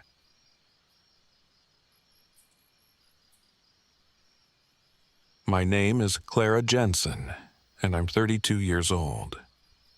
This happened last November when I decided to take a solo RV trip through Davy Crockett National Forest in Texas. I'm a teacher by trade, but I'd taken a sabbatical to work on my writing, to thinking the forest's quiet beauty would be the perfect place to find inspiration. What I found instead was something I still can't explain, something that haunts my dreams every night. I arrived at the forest early in the afternoon. The road leading to my campsite was narrow and flanked by towering pines that blocked out the sun. It was exactly what I wanted. Isolation, No cell service, no noise, no one else for miles. My RV wasn't fancy, but it was comfortable enough for one person. I parked near a disused trailhead, a spot I'd read about in an old hiking guide, and set up camp. The first day was uneventful. I hiked a few miles into the woods, jotting down notes for a novel idea that had been rattling around in my head. The air was crisp, the ground covered in a carpet of fallen leaves, and the forest was so quiet that I could hear my own breathing. By the time I returned to the RV, the sun was setting, casting long shadows across the trees. I cooked a simple dinner and settled in with a cup of tea, listening to the hum of the forest. It wasn't until I crawled into bed that I noticed the first odd thing: the laughter. It was faint, almost too faint to hear, but unmistakable. Children's laughter, distant, but close enough to make my skin crawl. I sat up, listening hard. Who would bring kids this deep into the forest? But when I looked out the window, all I saw was darkness and the silhouette of trees. It's nothing, I told myself, closing the curtain and climbing back into bed. Just your imagination. But deep down, I knew it wasn't. The next morning, I woke early and decided to explore the forest. I left my phone in the RV to charge and packed a small bag with water, snacks, and a notebook. The trail was overgrown and barely visible in places, but I loved the challenge. About an hour in, I noticed something strange. Small objects were scattered along the path: buttons, a doll's head, a single shoe too small for an adult. I stopped to examine them, feeling a chill creep up my spine. They looked old, weathered by time, but the thought of children wandering this far into the forest unsettled me. As I continued, the trail grew narrower, the trees pressing closer together. That's when I tripped. My foot caught on a tree root, and I went down hard, my ankle twisting painfully. I cursed under my breath, sitting up to inspect the damage. It wasn't broken, but it throbbed with every step as I hobbled back toward the RV. That's when I heard it again. The laughter, louder this time and closer. "Hello," I called, spinning around. No answer, just the rustle of leaves. I quickened my pace, the injured ankle screaming in protest. I couldn't shake the feeling of being watched, like 100 unseen eyes were following my every move. When I finally reached the RV, I locked the door behind me and collapsed into a chair, my chest heaving. Outside, the forest was silent, but I couldn't shake the feeling that something was out there, waiting. That night, the whispers started. At first, I thought it was the wind, but as I sat at the small RV table, writing in my journal, I realized the sound was coming from just outside the door. Faint, melodic whispers that sent shivers down my spine. "Who's there?" I called, my voice trembling. No response, just the steady murmur of voices. I grabbed my flashlight and stepped outside, my breath fogging in the cold night air. The beam of light cut through the darkness, illuminating the trees. Nothing. But as I turned to go back inside, the beam caught movement. A small figure darting behind a tree. "Hey!" I shouted, my heart racing. "Who are you?" No answer. Just the rustle of leaves and the faint sound of laughter drifting through the trees. I backed into the RV, slamming the door and locking it. My hands were shaking as I double-checked the locks, my mind racing with questions. Who or what was out there? The next day, I decided to leave. I couldn't take another night in that place, not with the whispers and the laughter and the feeling of being watched. But when I turned on the RV, the GPS refused to work, the screen stuck on a blank map. "Of course," I muttered, slamming the dashboard. I decided to take one last hike to calm my nerves before attempting to navigate out of the forest. With my ankle bandaged and a flashlight clipped to my belt, I set off toward a clearing I'd seen on the map earlier. It was there that I found the cabin. It looked ancient, the wood blackened and warped by time. Moss clung to the roof and the windows were broken, jagged shards of glass catching the light. I hesitated, my instincts screaming at me to turn back, but curiosity won out. The door creaked open under my hand, revealing a single room filled with strange objects. Children's toys, bones, and symbols carved into the walls. A stack of yellowed papers sat on a table, and I leafed through them, my stomach twisting. They were journal entries written by someone who had been trapped in the forest decades ago. They spoke of shadowy children who lured travelers to their deaths, controlled by a witch who fed on fear and despair. "She lives through the children," one entry read. "If you see them, it's already too late." I backed out of the cabin, my pulse pounding in my ears. That's when I saw them. The children. They stood in the clearing, pale and still, their eyes black and hollow. There were 5 of them, their small forms silhouetted against the trees. "Help us," one of them whispered, their voice impossibly faint. I turned and ran, my injured ankle screaming with every step. Behind me, the children's laughter echoed through the forest, growing louder and louder until it was deafening. By the time I reached the RV, the sun was setting, casting the forest in an eerie orange glow. I locked the door and collapsed onto the floor, tears streaming down my face. But it wasn't over. The air grew colder, and the RV lights flickered before going out completely. Then came the scratching at the door, slow and deliberate. I grabbed a kitchen knife and pressed my back against the wall, my breath coming in shallow gasps. The scratching stopped, replaced by a low guttural voice. "Clara." It wasn't possible. It sounded like my mother's voice, soft and familiar, calling me from outside. "Clara, come out. It's safe." I clenched the knife tighter, refusing to move. The voice grew angrier, distorted, until it wasn't human anymore. Then the children appeared at the windows, their hollow eyes peering in at me. Behind them, I saw her. The witch. She was a shadow, her form barely visible in the darkness, but her glowing yellow eyes burned into me. She raised a hand, and the children began to pound on the windows, their laughter turning into shrieks. I remembered the journal, the mention of a tree that held the witch's power. Grabbing my flashlight and the knife, I bolted from the RV, sprinting into the forest. The children followed, their cries echoing all around me. I stumbled into a clearing, and there it was, a gnarled, ancient tree with roots that seemed to claw at the earth. I didn't think, I just acted. Using the knife, I hacked at the roots, ignoring the searing pain in my ankle. The witch's voice screamed through the forest, shaking the ground beneath my feet. When the knife wasn't enough, I grabbed the oil lantern from my bag, smashing it against the trunk and igniting the tree in flames.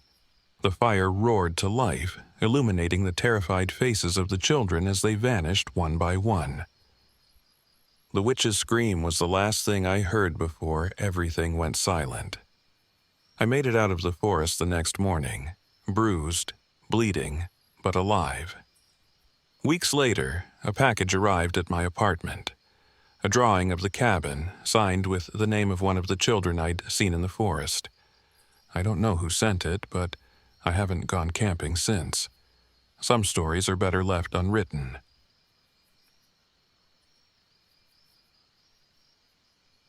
My name is Ryan Walker.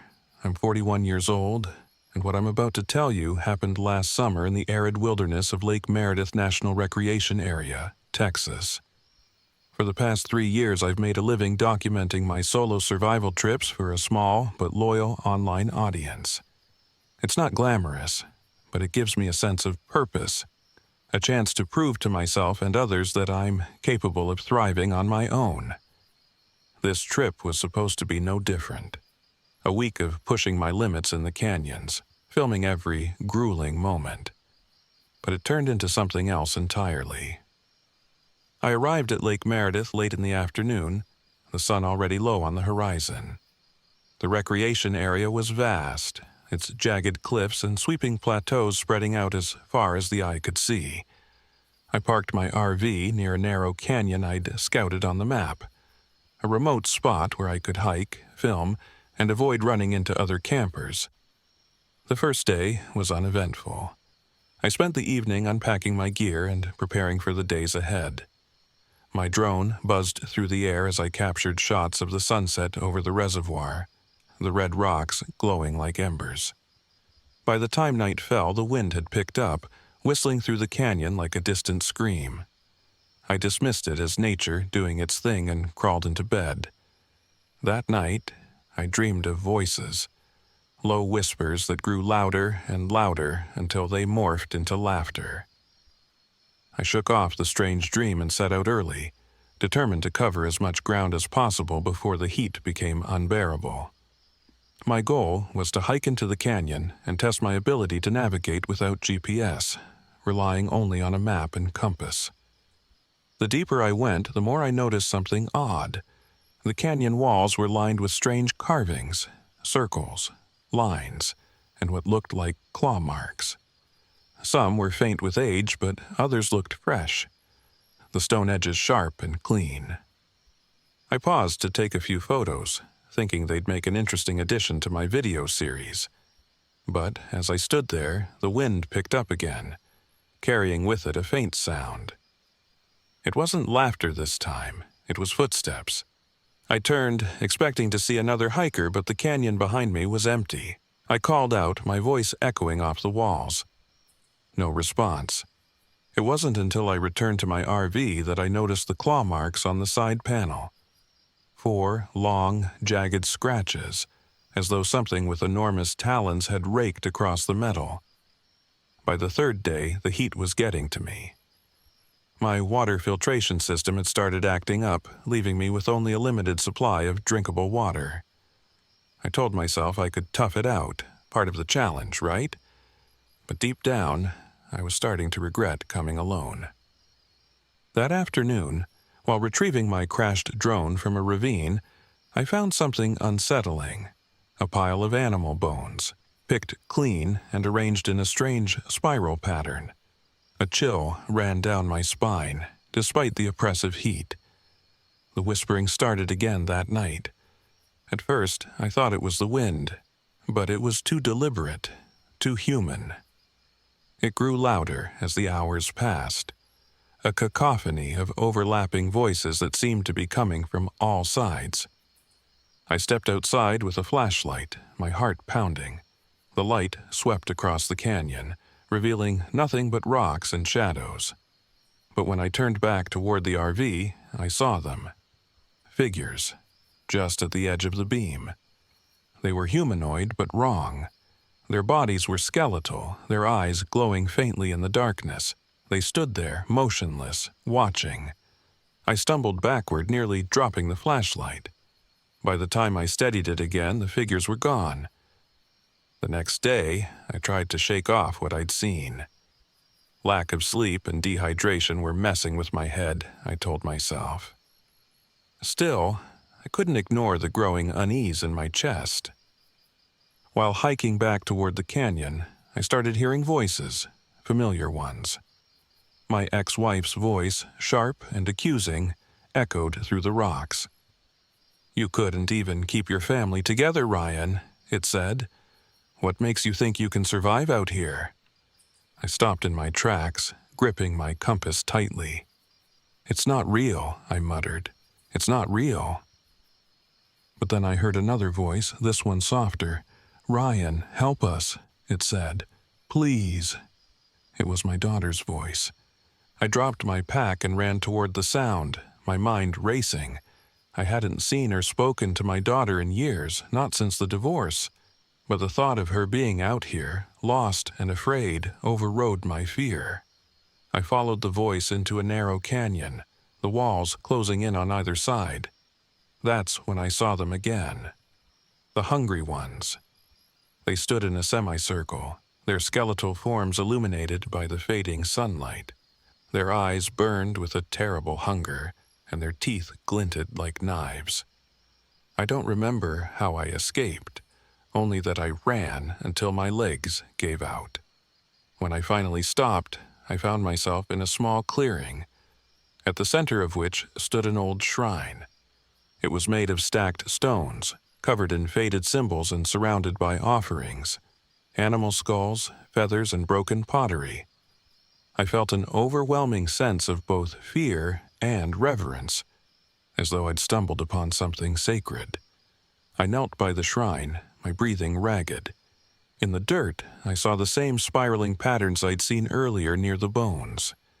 I realized then that the hungry ones were tethered to this place, their power radiating from the symbols etched into the stones. Desperation took over. Using charcoal from my pack, I began to copy the symbols onto my arms, my chest, my gear, anywhere I could. Night fell quickly, and the hungry ones returned, their glowing eyes cutting through the darkness. They circled the clearing, their movements slow and deliberate.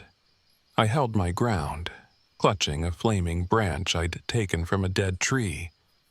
The symbols I'd drawn seemed to hold them back, their movements hesitant whenever they neared me. But the longer I stood there, the weaker I felt.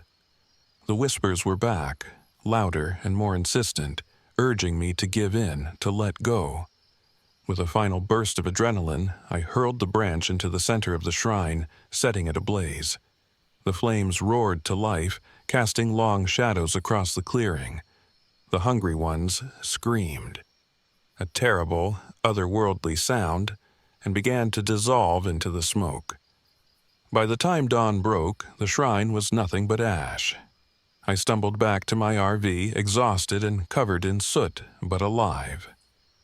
I drove away from the canyon without looking back. My camera's footage was distorted, filled with flickering shadows and static. None of it made sense, but I uploaded it anyway, desperate to share what I'd experienced. The comments ranged from disbelief to ridicule, but one stood out. A message that simply read, "They'll remember you." Since then, I've avoided the wilderness. Some challenges aren't worth proving.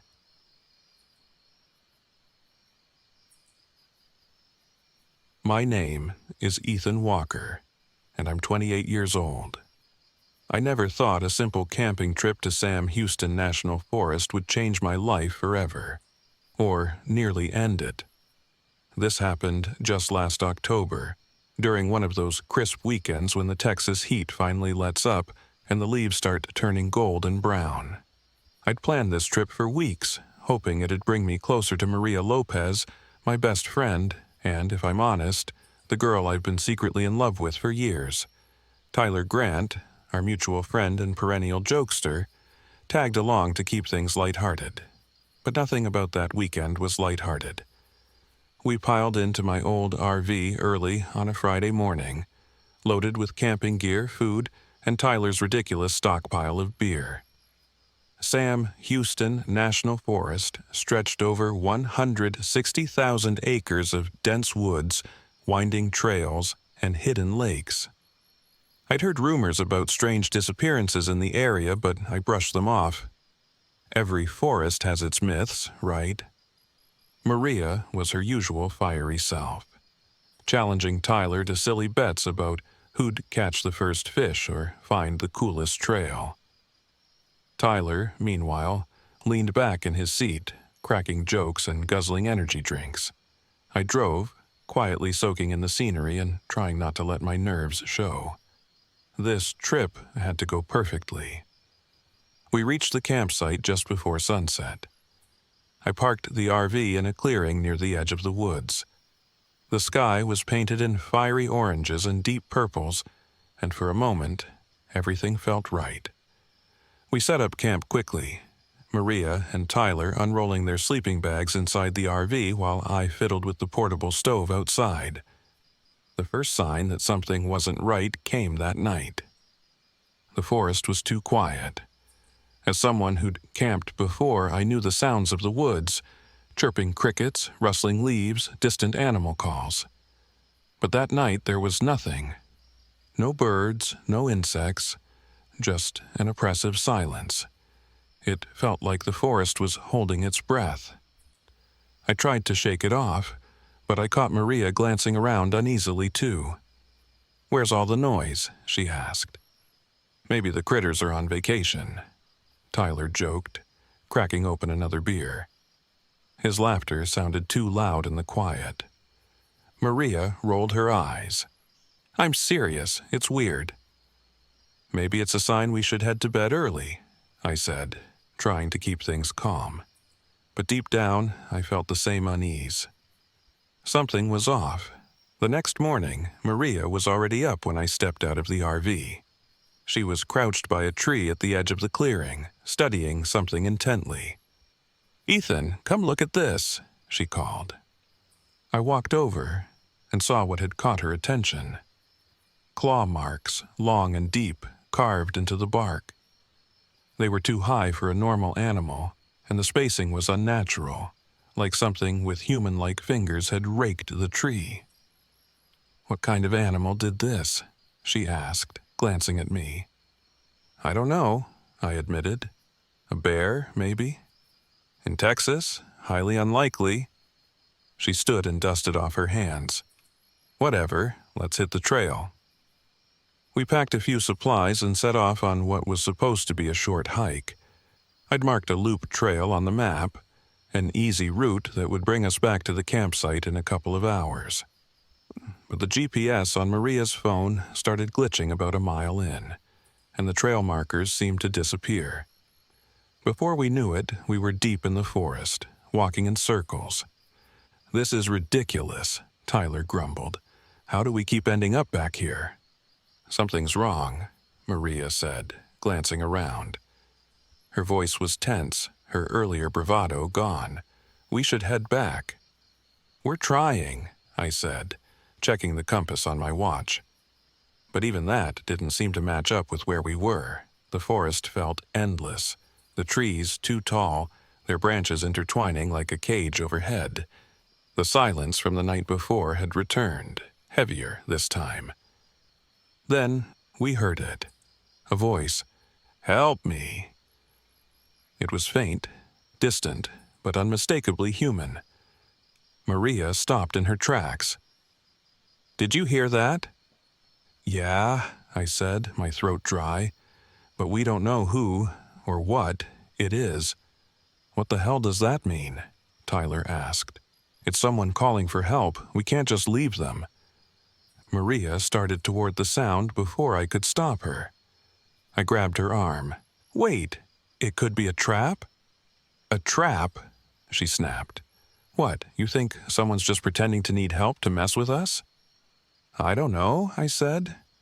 "But doesn't this whole situation feel wrong to you?" Tyler shook his head. "You're being paranoid, man. I'm going." He stomped off toward the voice, and Maria followed reluctantly. I had no choice but to go after them. We found nothing. The voice seemed to move, always just out of reach, leading us deeper into the forest.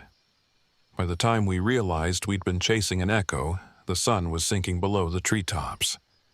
Panic set in as we tried to retrace our steps. But no matter which way we turned, the forest twisted on itself, leading us back to the same clearing. That's when we saw the deer. It was splayed out in the middle of the clearing, its body torn open. The smell of blood was thick in the air, and flies buzzed around the carcass. What struck me most was the way it was arranged, its limbs bent at unnatural angles, as if someone had carefully posed it. A chill ran down my spine. "Jesus," Tyler muttered. "What kind of animal does that?" "Not an animal," Maria whispered. She looked pale, her earlier bravado completely gone. I opened my mouth to respond, but a sound stopped me cold. It was my voice. "Maria, Ethan, help me!" The words came from the trees, the exact same tone and inflection I'd used earlier. My stomach turned to ice. "Who's out there?" I yelled. My voice echoed back to me, distorted, mocking. We ran. Back to the RV, back to what we thought was safety. But the sense of security vanished when we found the claw marks on the side of the RV, deep gouges that hadn't been there before. Inside, Tyler cracked open another beer, his hands shaking. Okay, what the hell is going on? It's a skinwalker, Maria said, her voice trembling. A what? Tyler asked. Skinwalkers, she said. Shapeshifters from Navajo legend. They can mimic voices, even appearances. My abuela used to tell stories about them when I was a kid. I always thought they were just folklore, but... Folklore doesn't claw up trees or mimic voices, I said, pacing. We need to get out of here. Agreed, Tyler said, standing. Let's pack up and... The power cut out. Every light, every appliance in the RV died at once. The silence was deafening. Then, the scratching started, slow, deliberate, moving along the side of the RV. Don't open the door, I said, my voice barely above a whisper. The scratching stopped. For a moment, everything was still. Then, from outside, we heard Tyler's voice. Guys, let me in. Tyler froze. What the... The voice came again, desperate, pleading. Guys, please, it's me. Stay quiet, I said, motioning for them to move away from the door. The voice outside began to change, twisting into a guttural snarl. Something heavy slammed against the RV, rocking it on its wheels. We spent the night huddled in silence, too terrified to sleep. The creature outside circled the RV, growling, scratching, tapping on the windows. At one point, it pressed its face against the glass. I didn't see it directly. I couldn't bring myself to look, but the brief glimpse of its distorted reflection in the microwave door was enough to make my blood run cold. At dawn, the noises stopped. The forest was silent again, but the tension in the air remained. We stepped outside cautiously, finding the ground littered with bones and claw marks. Tyler pointed to the tree line, where a single figure stood watching us. It was tall, impossibly thin, its limbs too long for its body. Even from a distance, I could feel its eyes on us. We need to leave, I said. Now!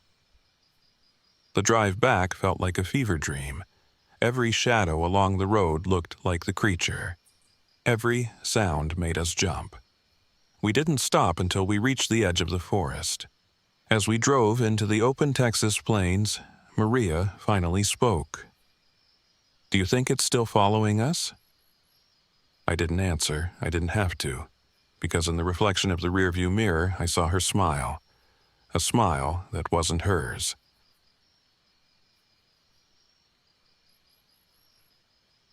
My name is Claire Brooks, and I'm 34 years old. This happened in late spring last year when I decided to spend a week alone at Caddo Lake in Texas. I was fresh out of a messy breakup, emotionally raw and desperate for clarity. The idea was simple. Park my RV in a secluded spot by the lake, paint the scenery, and let nature heal whatever was broken inside me. But I couldn't have known that the silence I craved would bring with it something far darker. Caddo Lake is beautiful in the way old things are beautiful. Its gnarled cypress trees draped in Spanish moss look like something from a dream or a nightmare. When I arrived, the sun was low, casting golden light across the water. The reflections danced, mesmerizing. I parked my RV in a clearing close to the shore, with the nearest campsite out of sight. Solitude, at last. The first night was uneventful. I cooked a simple dinner on my propane stove, sipped a glass of wine, and listened to the occasional rustling of wildlife. It wasn't until the next morning, when I met Lila Carter, that the strangeness began. I was sketching the trees when she appeared, a weathered woman in her 50s with sun-worn skin and sharp eyes. She lived in a cabin on the far side of the lake, she said, and only rarely ventured out. She squatted beside me, staring at my sketch pad. It's dangerous here, she said without preamble. I blinked at her. Excuse me? She pointed to the lake. The water, it's hungry. What do you mean? You'll see. Her voice was matter-of-fact, as if she were commenting on the weather. They always do. I chuckled nervously, hoping to shake off her oddness. Thanks for the warning. I'll be careful. You should leave before dark, she said. Then she walked away, disappearing into the trees. The warning stuck with me, but I pushed it aside as the ramblings of an eccentric local. The day passed peacefully. I painted, walked along the shore, and read a book while the sun set. That night, I went to bed early, the faint sound of frogs and crickets lulling me to sleep. Until they didn't, I woke around 3 a.m. to complete silence. The kind that presses against your ears and makes your own heartbeat deafening. My RV felt too still, too quiet. Then I heard it. Soft, faint giggling, like children playing a game. It came from outside. I froze, my heart pounding. There were no families camping nearby, no one at all as far as I knew.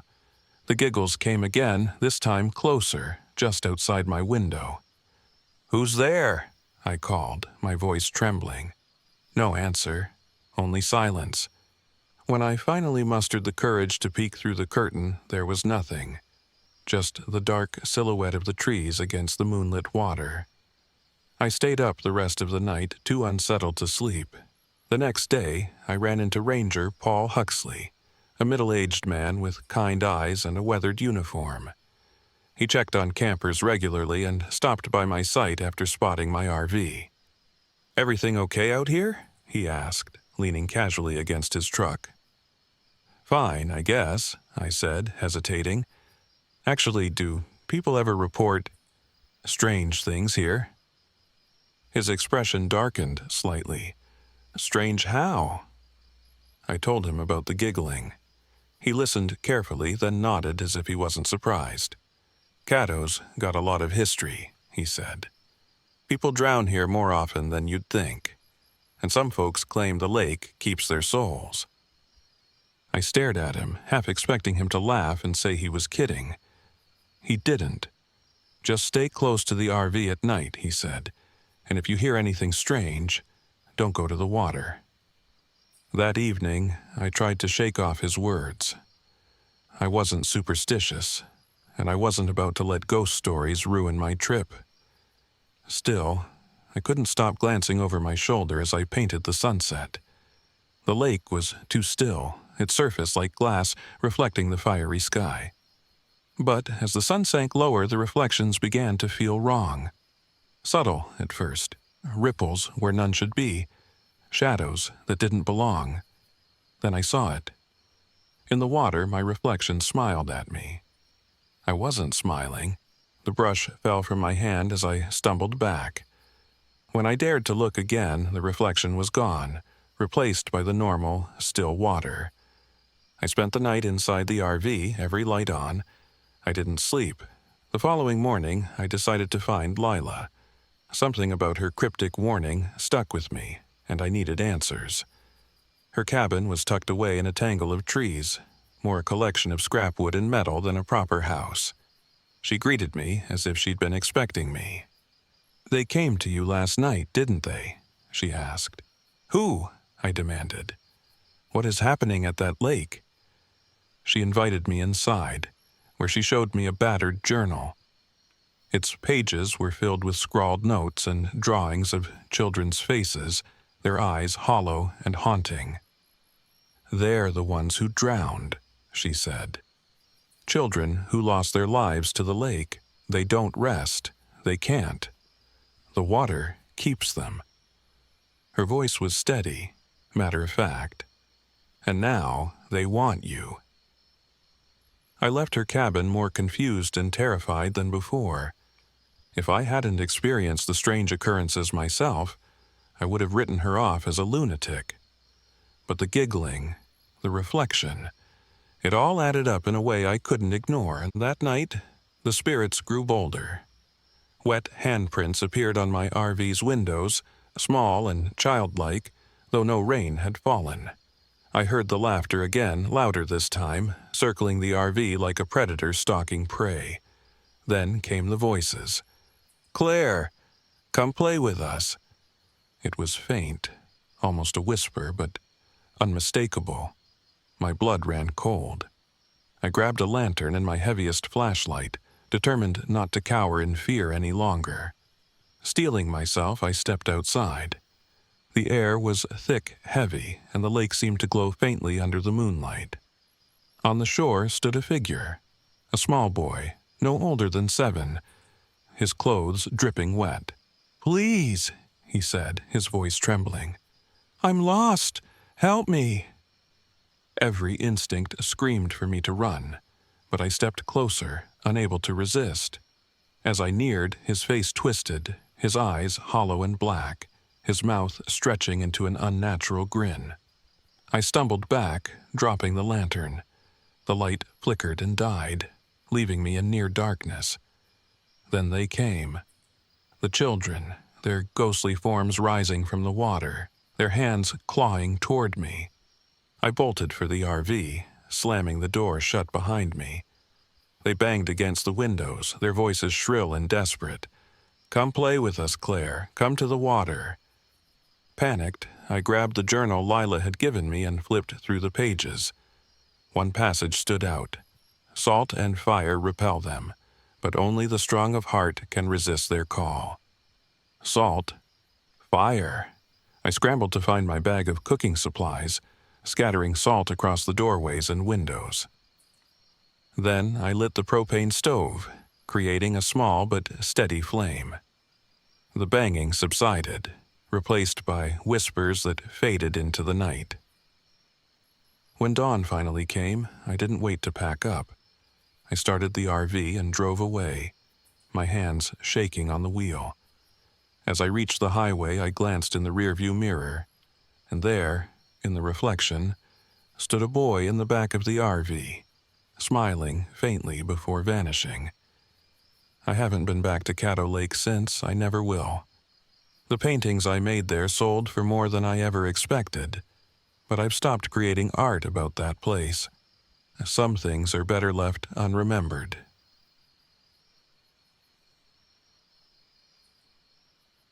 My name is Mark Hensley, and I'm 39 years old. This happened last spring, shortly after I lost my job. It was one of those moments in life where everything feels uncertain. No job, no clear future, and no idea how to fix it. I decided to get away, to clear my head and figure things out.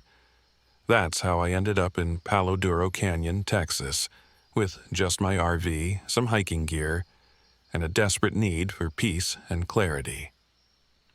What I found there was anything but peaceful. I arrived at Paloduro on a sunny Thursday afternoon. The canyon was breathtaking, its red rock formations towering against the bright blue sky. It felt like another world, far removed from the chaos of my life. That was exactly what I needed. I parked my RV in a remote spot near the canyon's edge, away from the main campground. Solitude had always been my remedy for stress, and I didn't want anyone intruding on my thoughts. The first night was calm. I cooked a simple dinner, watched the stars, and listened to the wind whistling through the canyon. It was peaceful, even serene. But looking back, I realized that whistle in the wind was the first warning. The next morning, I set out for a hike. The trail I chose was supposed to loop back to the RV within a couple of hours, giving me plenty of time to explore and take pictures. Along the way, I ran into a woman in a park ranger uniform. Her name tag read Danielle Kramer. "You're camped pretty far out," she said with a friendly smile. "I prefer the quiet," I replied. She nodded but looked uneasy. "You're not the first. Just be careful out here. Stick to the trails and don't stay out after dark. The canyon can be unpredictable." I laughed nervously. "Thanks, but I'll be fine. I've got a GPS and plenty of supplies." Her smile didn't reach her eyes. "Just watch yourself." The hike was uneventful until I ran into another person, an older man with a scruffy beard and a worn backpack. He was sitting on a rock, staring into the canyon like he was searching for something. "Beautiful day, isn't it?" I said as I passed. He looked up sharply, his eyes wide with fear. "You shouldn't be here." Excuse me." "The Whistler," he said, his voice low. "You hear it yet?" I shook my head, unsure if he was serious or just a local eccentric. "Don't follow it," he warned. "No matter what, don't let it lead you." I walked away, his words rattling around in my head. Superstitious nonsense, I told myself. Every place like this has its stories. That night, after another quiet dinner, I sat outside the RV with a book. The stars were brighter than I'd ever seen. The silence of the canyon wrapping around me like a blanket. Then I heard it, a faint whistle, melodic and haunting, echoing off the canyon walls. I froze, listening. It sounded like someone playing a tune on a flute, but the rhythm was odd, unnatural. I told myself it was the wind, even though it didn't quite match the gentle breeze I felt. The whistle came again, closer this time. My chest tightened. "Hello?" I called out, half expecting a fellow camper to appear. No one answered. The sound faded into the night and I tried to brush it off, but something about it stuck with me, something that felt wrong. The next day, I couldn't stop thinking about the whistle. It had felt like it was meant for me, like it was calling me. I went for another hike to clear my head, choosing a different trail that took me deeper into the canyon. The scenery was stunning, but I couldn't shake the feeling of being watched. That's when I noticed the shadows. At first, I thought they were just tricks of the light, my shadow stretching across the rocks, distorted by the sun. But then I saw a second shadow, tall and thin, moving on the ridge above me. I stopped, turning in a slow circle, but there was no one there. The shadows disappeared, leaving me with a gnawing sense of unease. I hurried back to the RV, telling myself I was imagining things. That night, the whistling returned. It started faint, like the night before, but it grew louder, closer, more insistent. I stayed inside the RV, every light on, clutching the flashlight I'd left by the bed. The whistle circled the RV, moving from one side to the other. It wasn't the wind, I was sure of it now. It was deliberate. I tried to ignore it, but the sound seemed to burrow into my skull. Then came the whispers. "Mark!" I jolted, my heart hammering. It wasn't possible, I was alone. But the voice came again, faint and raspy as if carried on the wind. "Mark! Come see." I bolted the door and spent the rest of the night wide awake, waiting for the sound to stop. It didn't. The next morning, I decided to leave. The canyon no longer felt peaceful. It felt suffocating, hostile. But when I went to start the RV, the engine wouldn't turn over. The battery was dead. I checked my gear and found my flashlight missing even though I'd left it by the bed. Frustrated and uneasy, I decided to walk to the ranger station for help. The canyon felt different that day, quieter, heavier, like it was holding its breath. The shadows were back, darting across the rocks just out of view, and the whistling followed me, faint but persistent. By the time I reached the station, I was shaken. Danielle wasn't there, but the old man was. He looked at me like he'd been expecting me. "You heard it, didn't you?" he asked. I nodded, too tired to deny it. "You can't fight it," he said. "The whistler doesn't stop. It gets in your head, makes you see things, hear things. The only way out is to ignore it. Don't let it pull you in." I returned to the RV, determined to leave as soon as I got the engine running. But that night the whistler made its move. The sound was deafening now, a chaotic, screeching melody that seemed to shake the RV. shadows flitted across the windows, and the whispers grew louder, overlapping in a maddening cacophony. "Come outside, Mark. See the canyon. Follow me." I pressed my hands over my ears, desperate to block it out. But then the door unlocked with a loud click. My heart stopped. I hadn't touched the lock. The door creaked open, and there it was. A tall, shadowy figure standing at the edge of the light. Its face was obscured, its body impossibly thin, and its whistle was a piercing, otherworldly sound. I stumbled back, grabbing the flashlight I'd finally found. When I turned it on, the beam cut through the darkness, and the whistler vanished like smoke. The sound stopped, leaving only silence. I didn't wait for morning. I poured fuel into the RV's generator, enough to jumpstart the engine, and drove out of the canyon as fast as I could. The whistling faded as I reached the highway, but I couldn't shake the feeling that it was still there, waiting. I haven't been back to Paloduro since. Some nights, when the wind is just right, I still hear that haunting whistle. And I wonder if I truly escaped, or if the whistler is simply waiting for me to return.